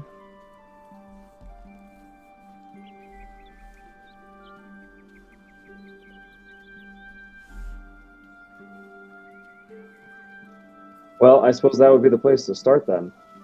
All right. I'll walk up to that stall, and I'll just kind of. Was it just the one? So it's not actually not a stall. There's just a couple of these people that were talking together, kind of off to the side. There was like they are kind of gathered around like a banner of the iridescent prism. You get the sense it's more of like a publicity awareness / ask information about the prism type deal, more so than it is an actual vendor of magical items.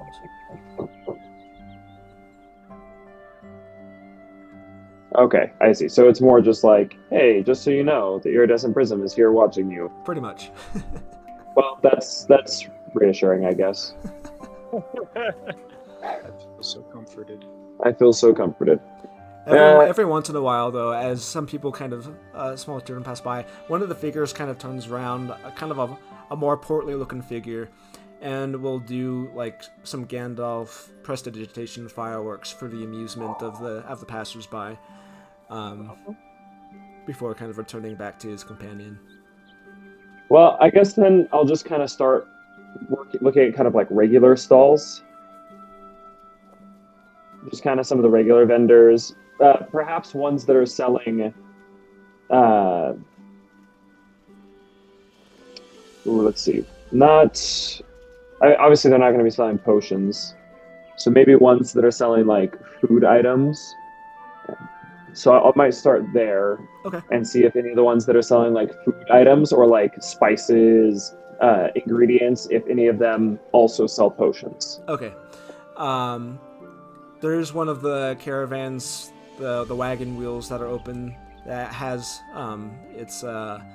some donkeys that have been kind of hitched up to the side. Occasionally they'll do their really funny hee-haw sound that kind of barks across the field. But this one is actually a spice trader that seems to have been come in from elsewhere, either within the Empire or outside. You're not entirely sure. It's a very aromatic sense that is coming around. Hello there. Hello.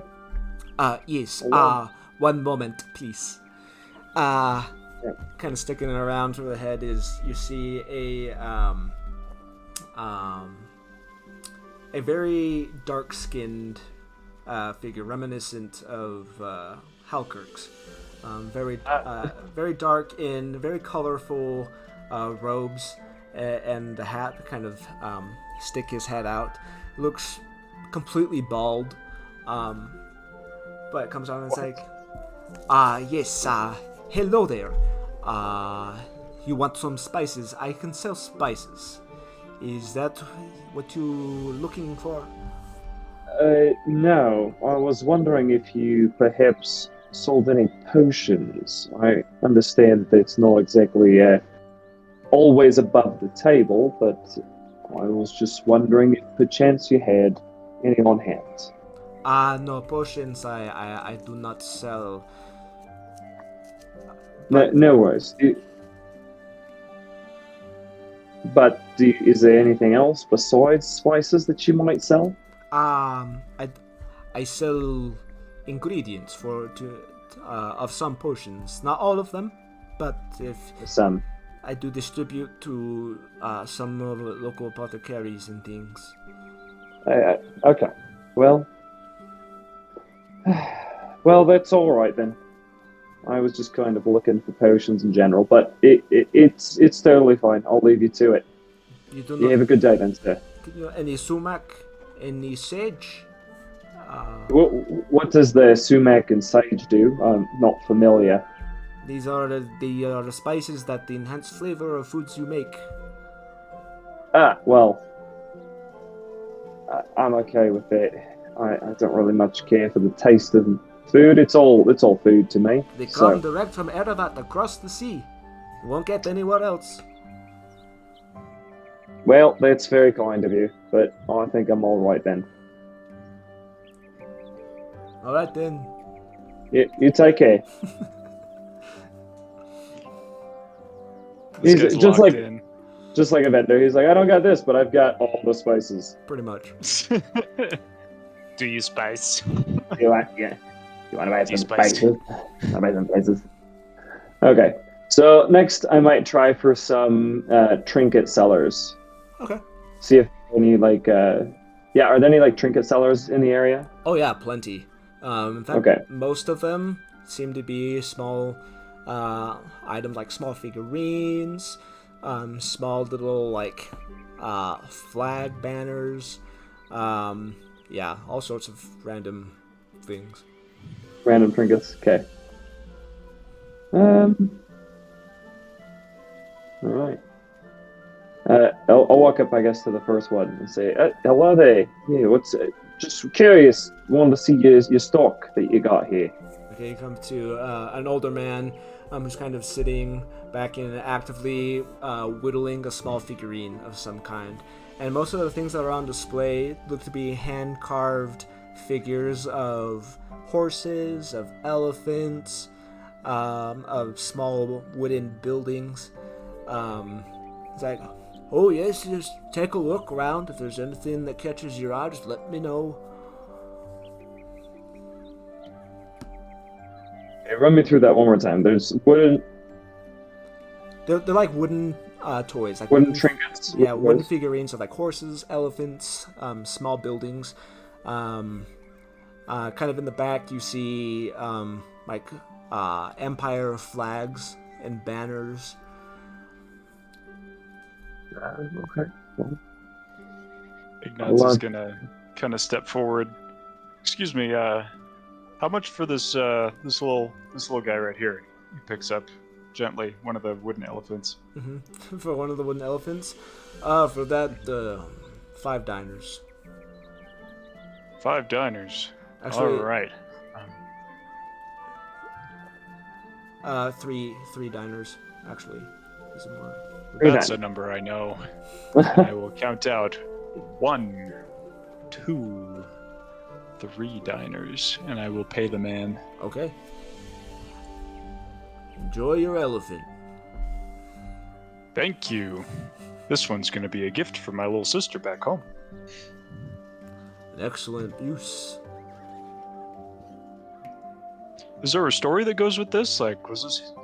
Who... Is there like an artisan that made this? Like, where it came from? That one I didn't make, but my wife did. That's all he says. Okay. And you guys are from here? We travel around, but we tend to find ourselves here more often than in other parts. Oh, okay.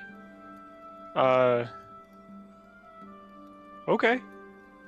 So if I say, I got this for you from some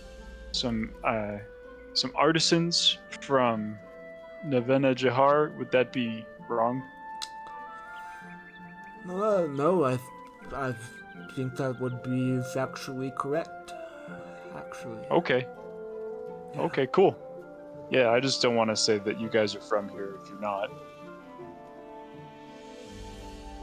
Okay, well, thank you. This is lovely, by the way. Thanks for that. And I'll just kind of like sheepishly step back with my little elephant. Elephant figurine. Turns out to be a figurine of wondrous power. Excellent. Summons an elephant for an hour. Excellent. Anyway, Um, I bought me a little elephant. I brought you a little elephant. And there's little trinkets there. A little flag. And I'm just gonna kind of, I'll lean a bit. These are all really nice trinkets here. Okay, I'm a big fan. Lovely, lovely craftsmanship. Beg your pardon, but they're not trinkets, they're figurines. Sorry. Very lovely figurines here. There it is. Goes back to his whittling. You don't happen to have anything of magical nature here, do you? Only in the sense that the magic of the imagination is full and prevalent within my handiwork. That's what I was wondering. Well, all right then.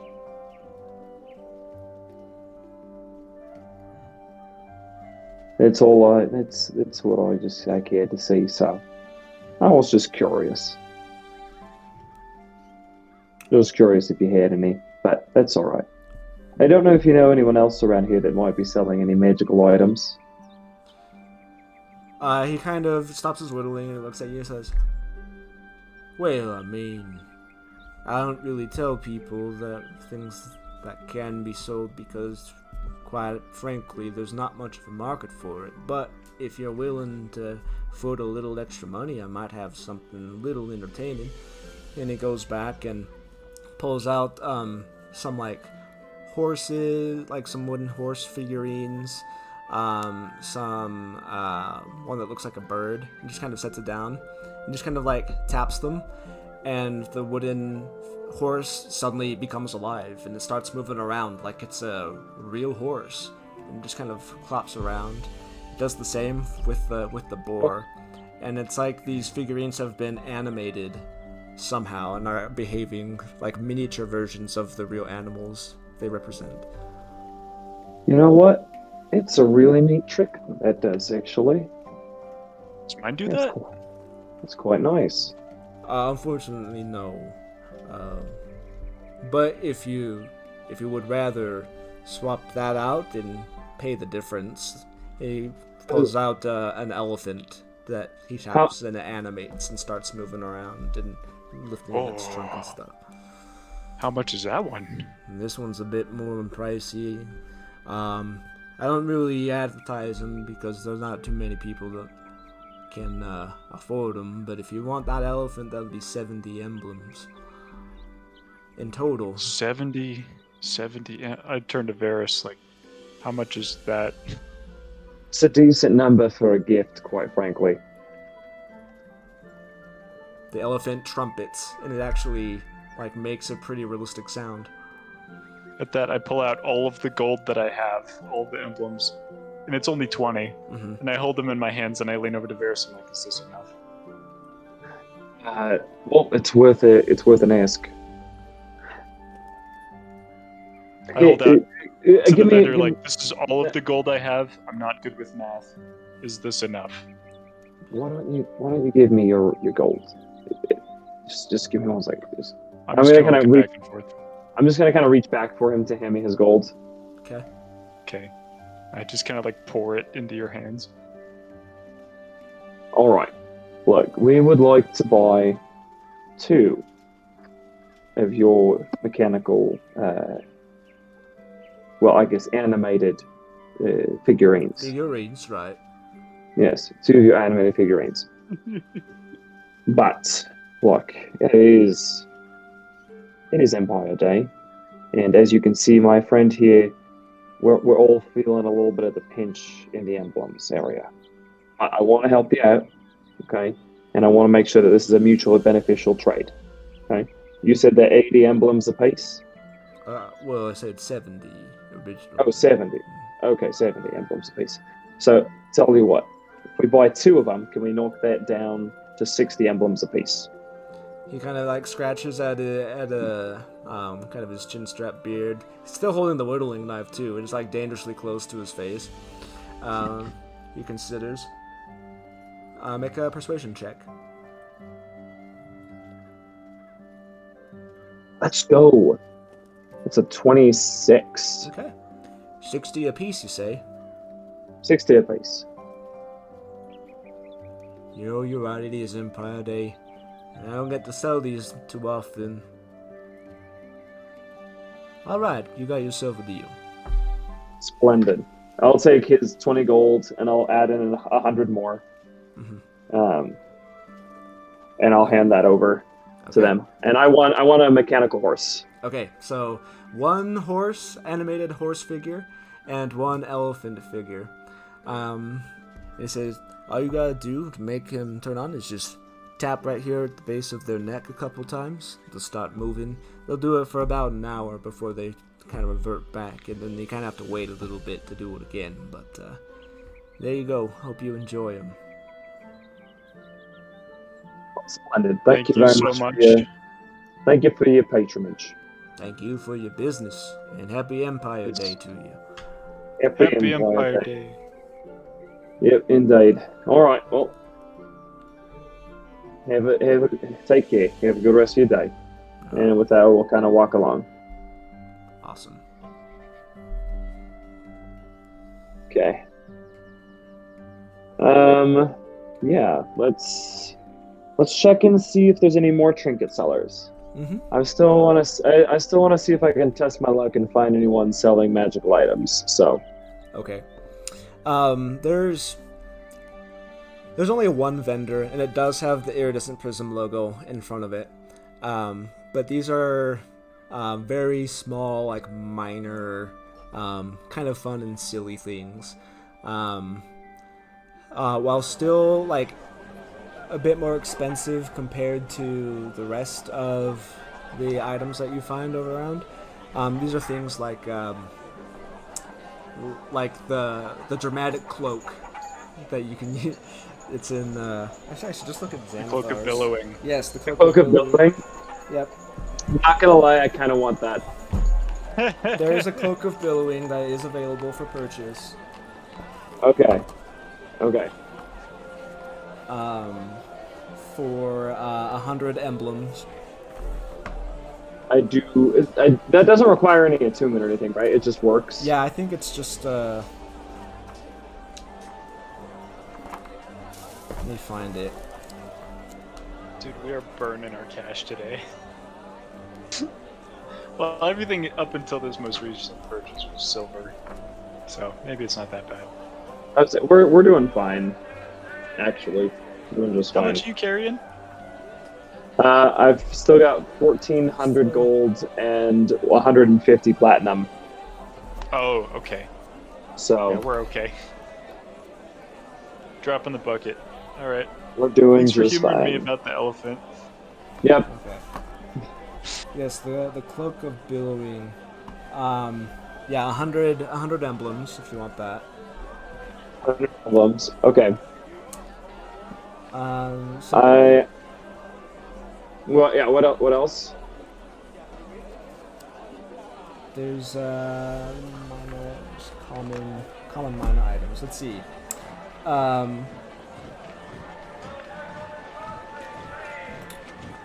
There are I think that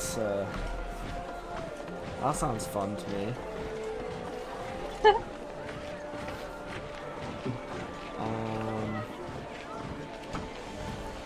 Am I going crazy? Okay. Yes. There's a staff that has a bunch of a wooden staff that seems to be kind of carved with and painted with different birds. You see like a blue jay, a raven, an eagle, and upon asking, you're informed that this is a staff of bird calls. Okay. For 75 emblems. Does it just call birds? It just makes bird calls? It has 10 charges, and you can use an action to create one of the following sound. A finch's chirp, a raven's caw, a duck's quack, a chicken's cluck, a goose's honk, a loon's call, a turkey's gobble, a seagull's cry, an owl's hoot, or an eagle's shriek. That's awesome. Okay. You know what? With this knowledge in mind, I want to see if there are any animal vendors, if there's anyone selling like pets or animals or anything. Okay. Specifically Such birds. as, for example, a real-life elephant. Make Not an elf. make an investigation check. Oh, that was so close to a natural 20. That's alright. So it's a 14 plus... It's going to be a 16. Okay. The only birds that you really find are chickens. Darn it. There's yeah, unfortunately there's not the kind of like pet birds that you're thinking of. And there's no other pets. There are the pets that are being sold are kind of smaller, like some people have rats for pets, small rodents. Is there a small ferret that I could wear as a necktie? Oh boy. Make a perception check. So I say as a necktie, I just mean like a small ferret that I could wear around my neck. That's going to be a 16. A 16? Another 16. How about that? Yeah. Perception, right? Yes. Okay, yeah.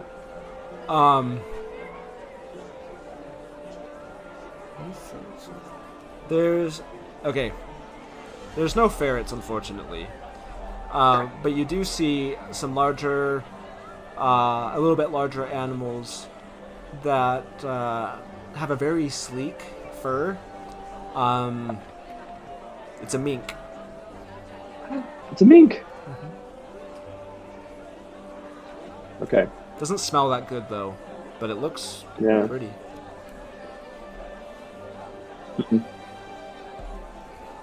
What do you say, guys? Do we want a team mascot? Yes. I think that we need a team mascot, personally. Ignatz looks at the mink and an odd, expression crosses his face. And he goes, "Yeah, I think that could come in handy." It's small, okay? It's agile, alright? So we don't have to worry about it in a fight. We can just, it'll hide away, okay? It's great. Mm-hmm. And, well, look at it. Look at this little face. It's kind of cute, actually. Is it cute?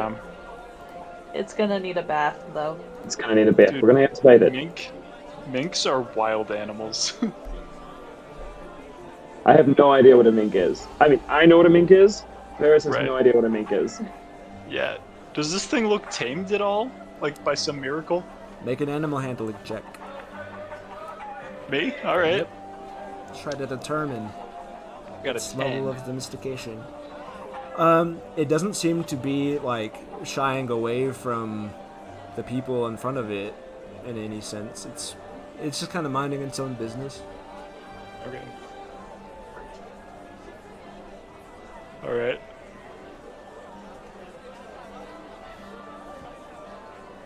Alright, well, if we were to have a team mascot, what's everyone's vote? This is what we found. We've also got chickens back there, and some rats over there. So, personally, I think this one looks the best, but I haven't seen anything else that draws my eye. So, Mallory, have you seen anything? My vote is the rat or the mink. There's the rat and the mink. Okay. Ilea, have you seen anything else around? I just.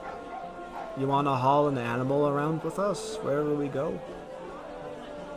Yes. All right then. We've already got the horses. Yeah, beasts of burden. Yeah. This little thing bears the burdens of our sorrows. Okay. The odd look crosses Ignat's face again, and he says, "My vote is the rat because I'm less likely to get attached to it." Do you even know what minks like eat? Like how to take care of them? Why don't I? I'm gonna try and ask him. Let me ask. Let's see. Okay. Oh, ask the handlers. Yeah, that makes sense. I was like, ask the mink. Oh, I was absolutely gonna ask the mink. Oh, okay. Excuse me, sir. What is it you like to munch on? I completely ignore the handler and I look at the mink and I go, "Hello there, little fella. That's awesome. It just kind What of is it that you like? What do you?" Make a perception check. Come on, Danny. Well, that was terrible. 9. Okay. That's hysterical. The mink just kind of like looks at you. Just kind of like watching. It's kind of got like a dark brown coat.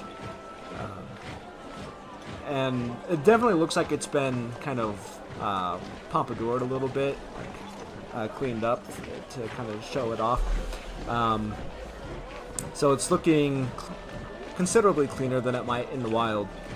The smell, not the best. Yeah. But one of the handlers kind of looks over. It's like, oh, they're the carnivores. You look over it, you see a pair of half-elven people, kind of in trapper gear.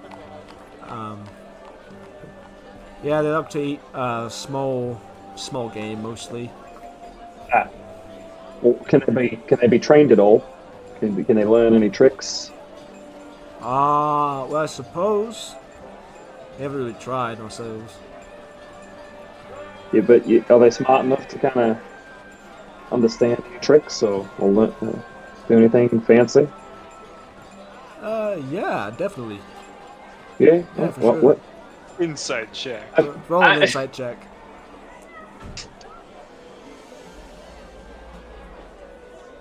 Okay. 12. These guys are salesmen.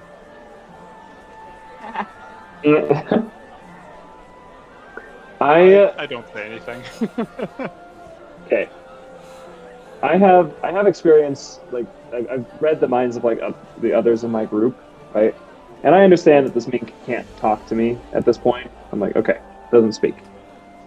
I want to try and read its mind. I want to see if I could like have a telepathic communication with it, like I do with the others. Okay. So You're gonna cast message on the mink? I'm gonna try. Well, yeah, I'm gonna try and cast message on the mink. Okay. Okay. And I want to see. It's amazing. If I can understand the mink. It's immune with nature. Nature. Make a. You know what? Make an animal handling check,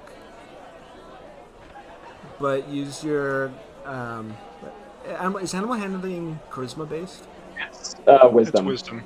Okay, but Yeah. you can use your charisma modifier instead if you would like. Okay. It's cocked. That would have been a good roll too.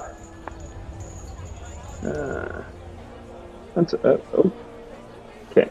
That is going to be a 24. 24. Okay. Just straight charisma, right? Yeah. Unless you're Yeah. proficient. Unless you're proficient Yeah. with Not. Okay. Yeah. So then just straight charisma. So yeah, 24. Okay, 24. Dang. 24. You're all 19. Got a 19. Yep. All right. Respect.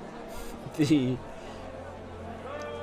mink, you swear it locks eyes with you even further. And notice the message that you sent? Can you learn tricks? Can I teach you anything? Will you learn tricks?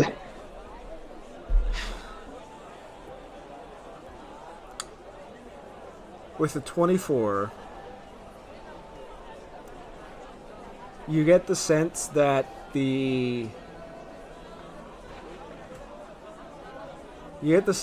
mink responds and seems to understand the general idea of what you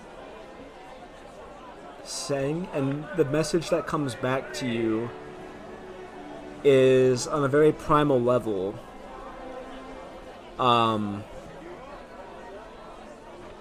mink will do what it needs to survive. Okay. Like on a With very that- low level, insight is what comes back to you. Okay. With that understanding, okay? You just learned, like, this thing's an animal. That's all you learned. What's the matter with this thing? Okay? I'm gonna hold up a gold coin. I'm gonna show the mink the gold coin. Okay? And I'm gonna walk over to Mallory. I'm gonna place the gold coin in Mallory's pocket. Oh no. Okay. You're gonna teach it how to steal right in front of the vendors? I just want to Oh, see if it will no. grab the gold coin. That's all I want to see. And Oh my gosh. and then I'm gonna reach in the bag, I'm gonna pull out a bit of food, and I'm just gonna point to the food. I'm gonna point to the gold coin in Mallory's pocket, and I'm just gonna whisper again with message because that worked the last time. I'll be like, "I'll give you this if you get me that." Make an animal handling check. Okay. This is fabulous. And the vendors are just watching this, right? Well, it's okay. I got an 8. Okay. So. You just see the mink's nose kind of sniffing and just kind of like looking up at your hand, and it just kind of like locks up and just kind of perches up a little bit up towards your hand. So, sorry, it just looks up at my hand. Yeah, it just kind of like kind of rears up and kind of puts its front paws on the top of the cage, and it's kind of leaning up toward you. It's confused. I love it. It's like food. Food? Alright, well, I'll grab the gold coin back out of Mallory's pocket. Right, okay, well, we'd have to work a lot more on that, okay? Alright, I understand. We'd have to make some serious progress. Do you understand? Like, for this to be a mutually beneficial arrangement. It's like opening its mouth toward your hand, like reaching for the. No, I'm sorry. You don't get it. You didn't do anything. All right, you don't get this. No. It's This is for good. It's still trying. This is for good little minks. This is for good little minks, and I'm putting it back in my bag. You swear you hear it hiss, and then it just kind of like drops back down and just kind of goes back to whatever it was just kind of hanging out in its cage. You look over, and the two travelers are just looking at each other with bemused expressions at that whole interaction. Well, clearly your mink is faulty. All right. Right. Yeah. Didn't learn. Clearly, the mink single is the thing. one that's faulty. Uh-huh. I'm screaming. This is hilarious. I would highly suggest that in the future you find more obedient minks. All right. Oh yeah. How are we supposed to get anywhere? How are we supposed to get anywhere with such an animal? Yeah. No, we'll be sure to do that. Yeah. All right. Well, thank you. Okay. Well, carry on then.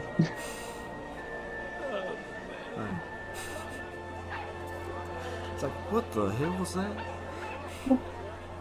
That was awesome. Thank you. Thank you. At this point, you hear some trumpets kind of off in the distance, real trumpets at this time. And everybody goes, oh! And some of the people kind of begin filtering out from the plaza and kind of back up onto the street. What's that? What's that going on? If you guys get closer and kind of join the rest of the throngs of people that are kind of lining up the street, you look off down to the side and you can see the beginning of a procession, a parade of some kind. At the front, there are people in the heraldic colors with the kind of like honor guard standard bearer types that are kind of prefacing the front.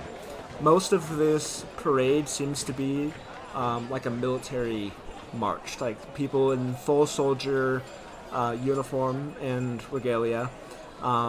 There's actual people from the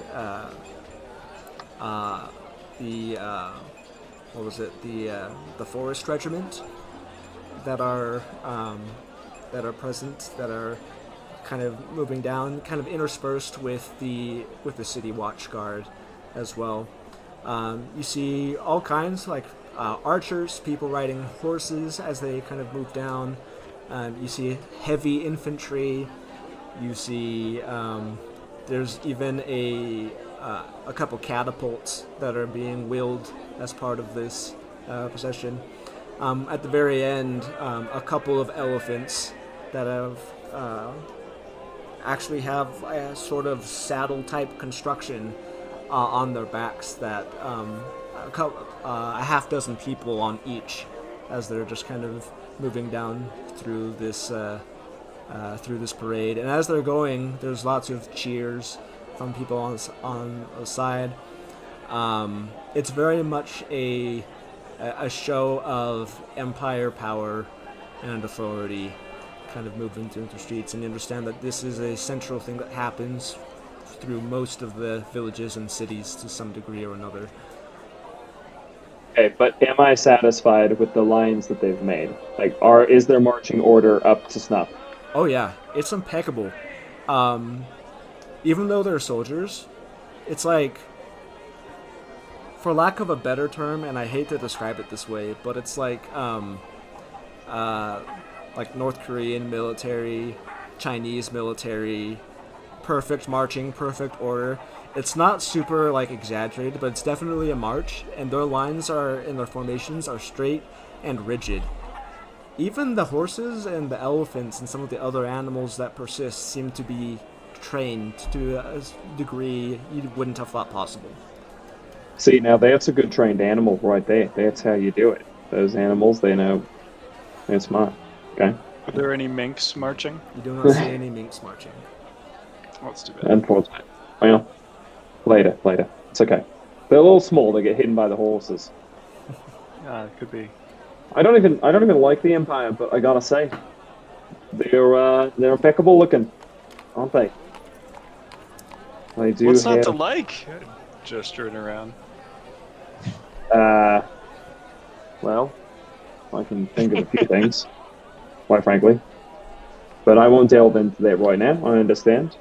Today is Empire Day. We must show or support the taxes. My favorite.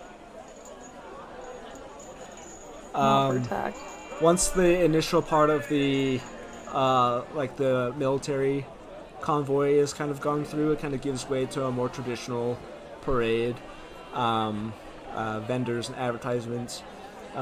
You do see the local Navena Jahar strikeball team featured as part of this parade.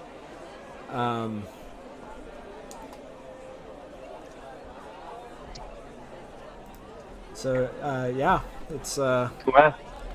it's a whole thing. Well, this has been quite the spectacle. How about that? The Navena Jahar Raiders is the name of the local strikeball team. All right. Navena Jahar Raiders. It might be time for us to watch a strikeball game. It's getting. You're only a month away from the From opening. the strikeball season. Oh, Well, it's not season yet. spring spring scrimmages are kind of a thing that are happening right now, but the official Probably not today, though, huh? the official season is you're about 3 weeks away before the actual strike ball season begins. Maybe Well, we'll be back in Najak I was in gonna say- time to watch the home team. I'll tell you what, if we survive visiting my friend, we can go watch a Spikeball game. Strike ball. Strike ball. There is. It's strike It's- ball. You know what? I've never Ignatz really says been one. very seriously.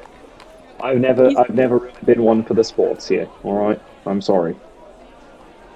That's okay. There's time It's to not. learn. It's not my repertoire. Okay. You're what? Yeah, that's what I thought. Hey, don't be like that. So, all right. Well, is there anything you guys are looking to buy? I know we've kind of looked around for some magic items and haven't seen anything. I think my feet are still tired from yesterday. How about we maybe call it a day early? Early. We're not even to midday. Well, yeah, but I mean, we've been looking for the whatevers, and we haven't found anything that's particularly interesting in terms of like fancy magic stuff that you were talking about at the beginning, right? I gotta say, I do like that cloak though. That cloak did look rather snazzy. Oh yeah, no, it looked great Yeah. on you. Looks You great. want to go back and get that? I think I might just. It really does fit my style. Yeah. It really does. Yeah, you should get Yeah. it. I Treat think I yourself. will. I think I will. You know. All right. What other kind of merchants did we pass while we were walking around looking for small wooden animatronics? All sorts of things here. There's, I mean, anything that you want to find in the PHB, you might be able to find at a slight discount due to the holiday. But then there's just like other like knickknacks and baubles and small games. There's like, you saw one of those where it's like those 3D puzzles with the horseshoes and stuff. Oh yeah. Things like that. Were there? Can I buy arrows anywhere? Is that possible? Yeah, you could find a case of arrows. What is it like? It's normally a gold, one emblem for 20. I I think. think so. So you can buy a case for 9 silver pieces, 9 diners instead. Cool. I'm gonna do that then. I have 2 of those. I'm asking Mel if I can have 2 of her arrows. Yeah. Cool. I spent all my gold, so But you want some arrows? I give him 5. Okay. oh okay. I was at 13, so I just wanted to make it a nice even 15, but I'll take 18. Oh. That's great. Oh, now here at 18. That's great. I'm happy. You probably still think it's 15. Well, yeah, I don't know that.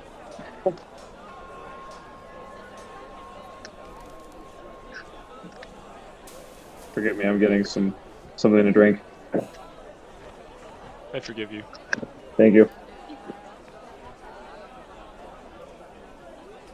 I don't think there's anything else that I'm like necessarily looking for. Actually, are there like there's food all over the place, so can I find somewhere that has like carrots and apples? Oh yeah. It's not so much carrots and apples as it is this kind of berry, which you learn is the winter berry. It's a kind of refuses to grow domestically. It only is found in the wild, but it's one of the only kind of fruits that actively grows during the winter. And it looks like a blueberry, but with like really ripe raspberry colorations to it, and it is slightly textured. And from what you remember, it's a very sweet berry. And that's most of the. There are some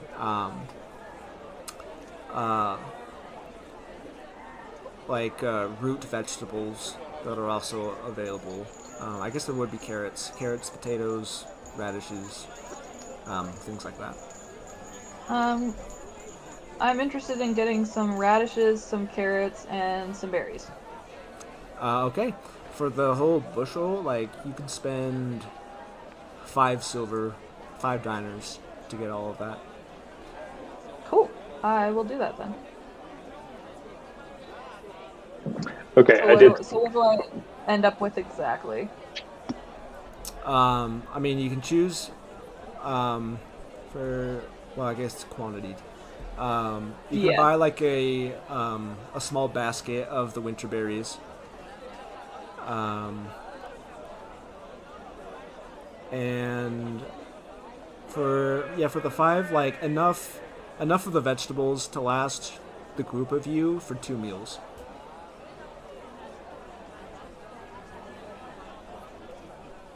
But if I was trying to get a horse that doesn't like people very much to like me, how many would I have to feed it?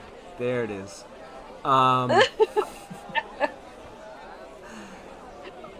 So, I'll put it this way.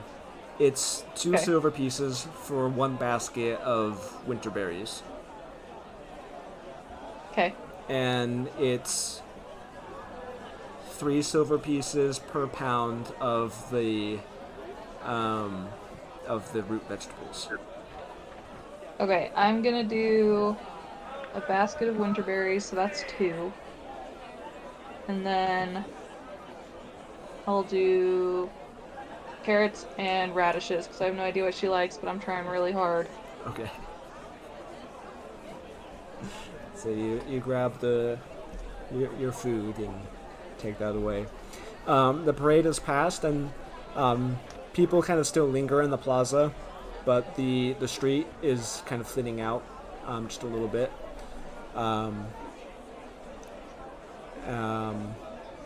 But there are food vendors, and you're starting to, as noon approaches, the smells of cooking meats begins to kind of become apparent. You're briefly reminded of Halkirk and his traveling cart, but these will have to do. Well, I think it's just about time we stop for lunch then. Besides, I've thought of one more thing that might be good. Oh, and by the way, I went back and bought that cloak of billowing. Okay, I said it was 100 emblems. That's what I said. Yeah. Perfect. It's a nice silken black cloak. You can pop up the collar to make it even more dramatic if you want to. And on the inside is kind of like this reddish, red-violet velvet on the interior lining. It looks really fancy. Very nice. Very nice. In the front, you can, like those trench overcoats. You can kind of flip over a thing and button it up in front to make it look like one of those trench overcoats. Oh, nice. Mm-hmm. Stylish. It's very noir. Very noir.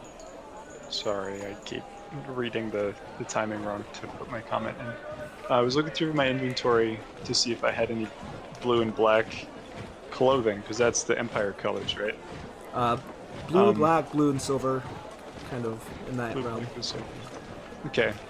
I found my set of fancy clothes, my fine clothes from Akata Sindola, with the symbol of House Mercuria, like really small on the lapel, is blue and black. That's true. And it's a tunic and stuff. So I went ahead and I think I've been wearing that today. Okay. That's awesome. Showing your patriotism for the Empire. That's right. And the symbol of House Mercuria is just on there. Love it. But I figure it's probably fine. That's in a whole other province. It's fine. Incredible. Love it. Okay.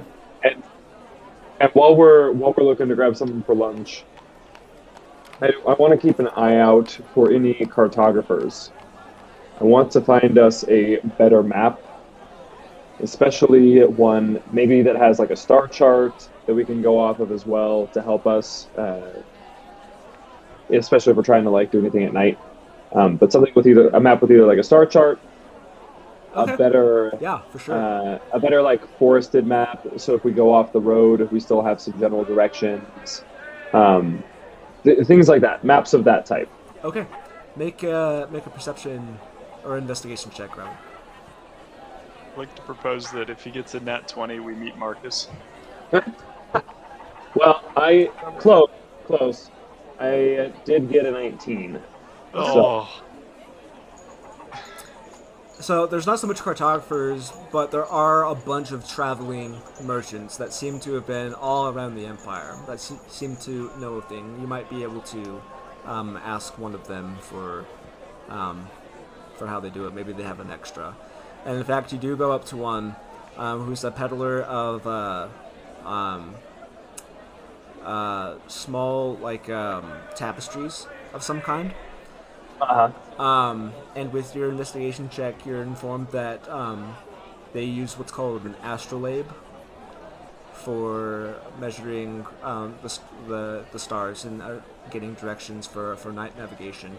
Happen to have an extra one, and if you wanted to pay 5 emblems for an astrolabe, you would be able to acquire one. Okay. And that's how they're able to map things, is with that. Yeah, this is for night navigation. My navigation. It's a thing. It has a bunch of like metal plates that are kind of like wire. Has a bunch of metal works on it that you kind of adjust based on the time of the year and the time of the night. And when you adjust for those things, you're able to align them with much of the stars in the sky to get a feel for direction, which is helpful when you're trying to navigate by night. And also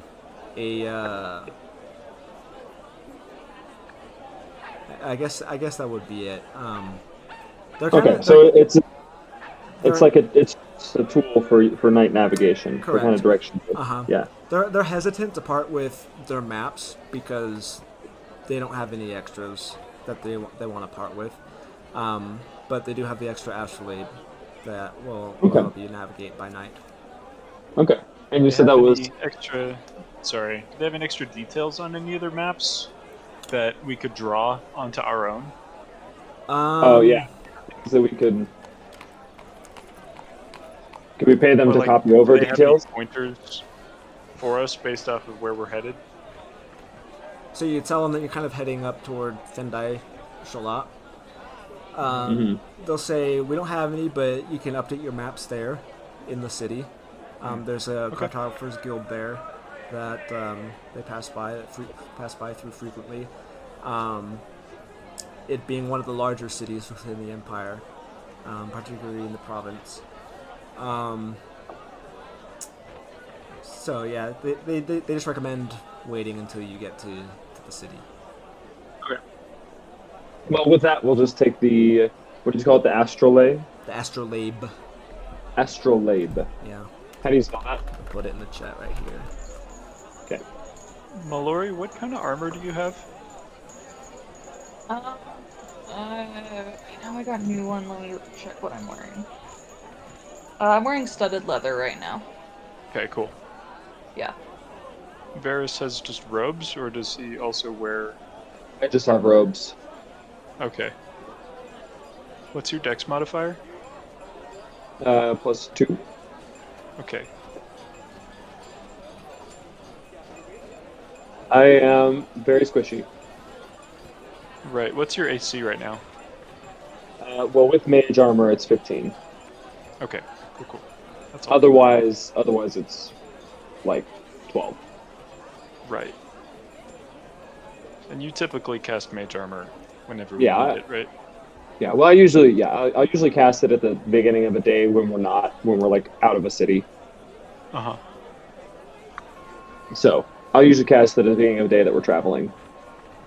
Okay. So I'm doing fine, I guess. Awesome. So as far as the rest of the day goes, there's leftover festivities. There's a bunch of street vendors. A lot of the people kind of who go back to their home, you'll hear talk of having a nice family get together and feast with some of these farmers have been smoking some of their meat for the better part of the day. So you get and you would know that the feast is as much of an element of Empire Day as the buying and selling of things, and lots of things to look forward to. If there's anything you guys else want to do the rest of the day here in Navena Jahar, I think just vibe. just kind of vibe and hang Yeah, I out. was gonna say, are there any? You know what?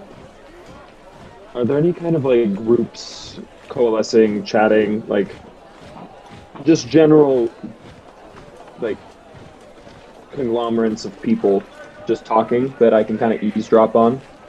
Yeah, there's plenty of groups. Most of them are kind of families. Some are friends. Some appear to be drinking buddies.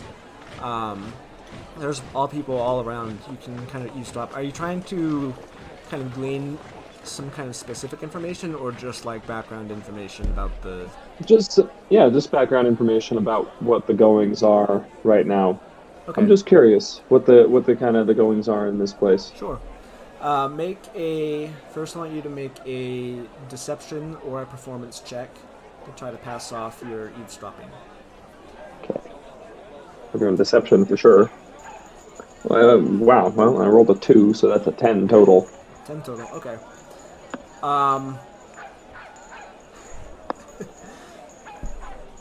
Oof. The cloak do be billowing. Yeah, you're a little conspicuous. You try to pass it off, but there are some people that just kind of sense a presence and just kind of like try shuffling off in a different direction.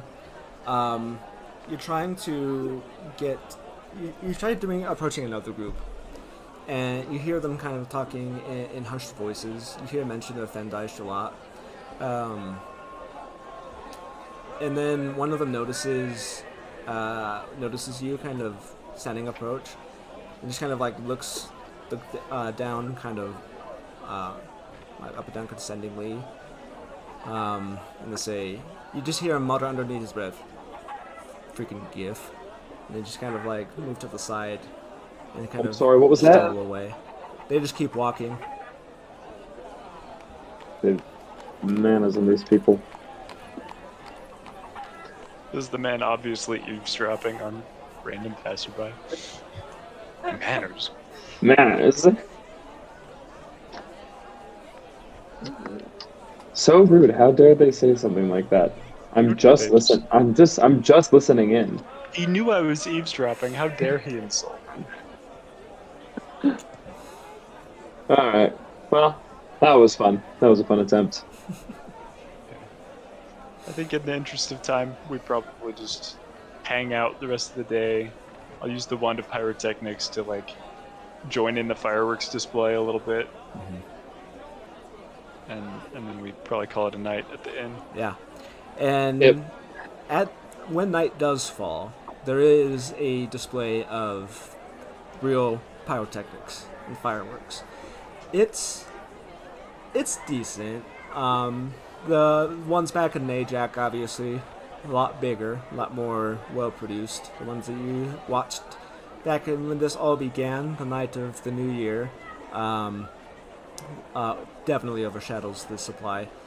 But you can kind of see in the distance toward Fendai Shola another fireworks show happening, which does seem to be a lot more produced and vibrant than that one. But all told, it's a relaxing day back in civilization, enjoying a holiday. When night does come, you venture back to the Three Horses, where there is their own gathering of people there. There are multiple tables now with multiple games of chance being played by various people. Seems a tournament of some kind. And it's kind of during this time, Varys, when a voice comes to your mind, a voice that you haven't heard in a number of weeks. That of Aruda. Oh, that girl. That girl. I was hoping to forget her, quite frankly. I did forget about her. Who? Aruda. I'm just kidding. She's that lady that's not very nice. That's why we call her Aruda. Oh, Miss Marcus. Yeah. And what she says Yeah, she was cool. is, I understand that you've been heading north towards Sauzi. Wish to advise you that we have lost track of Nikolai in recent days. Oh gosh. A recent intelligence of the missing Rokai suggests he might be in the area.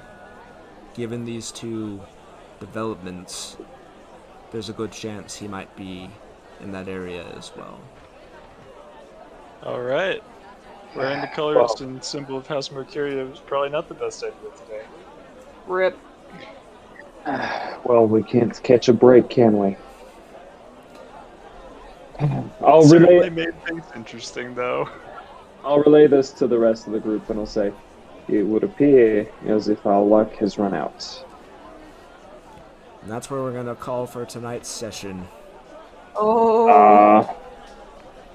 Alright. Okay.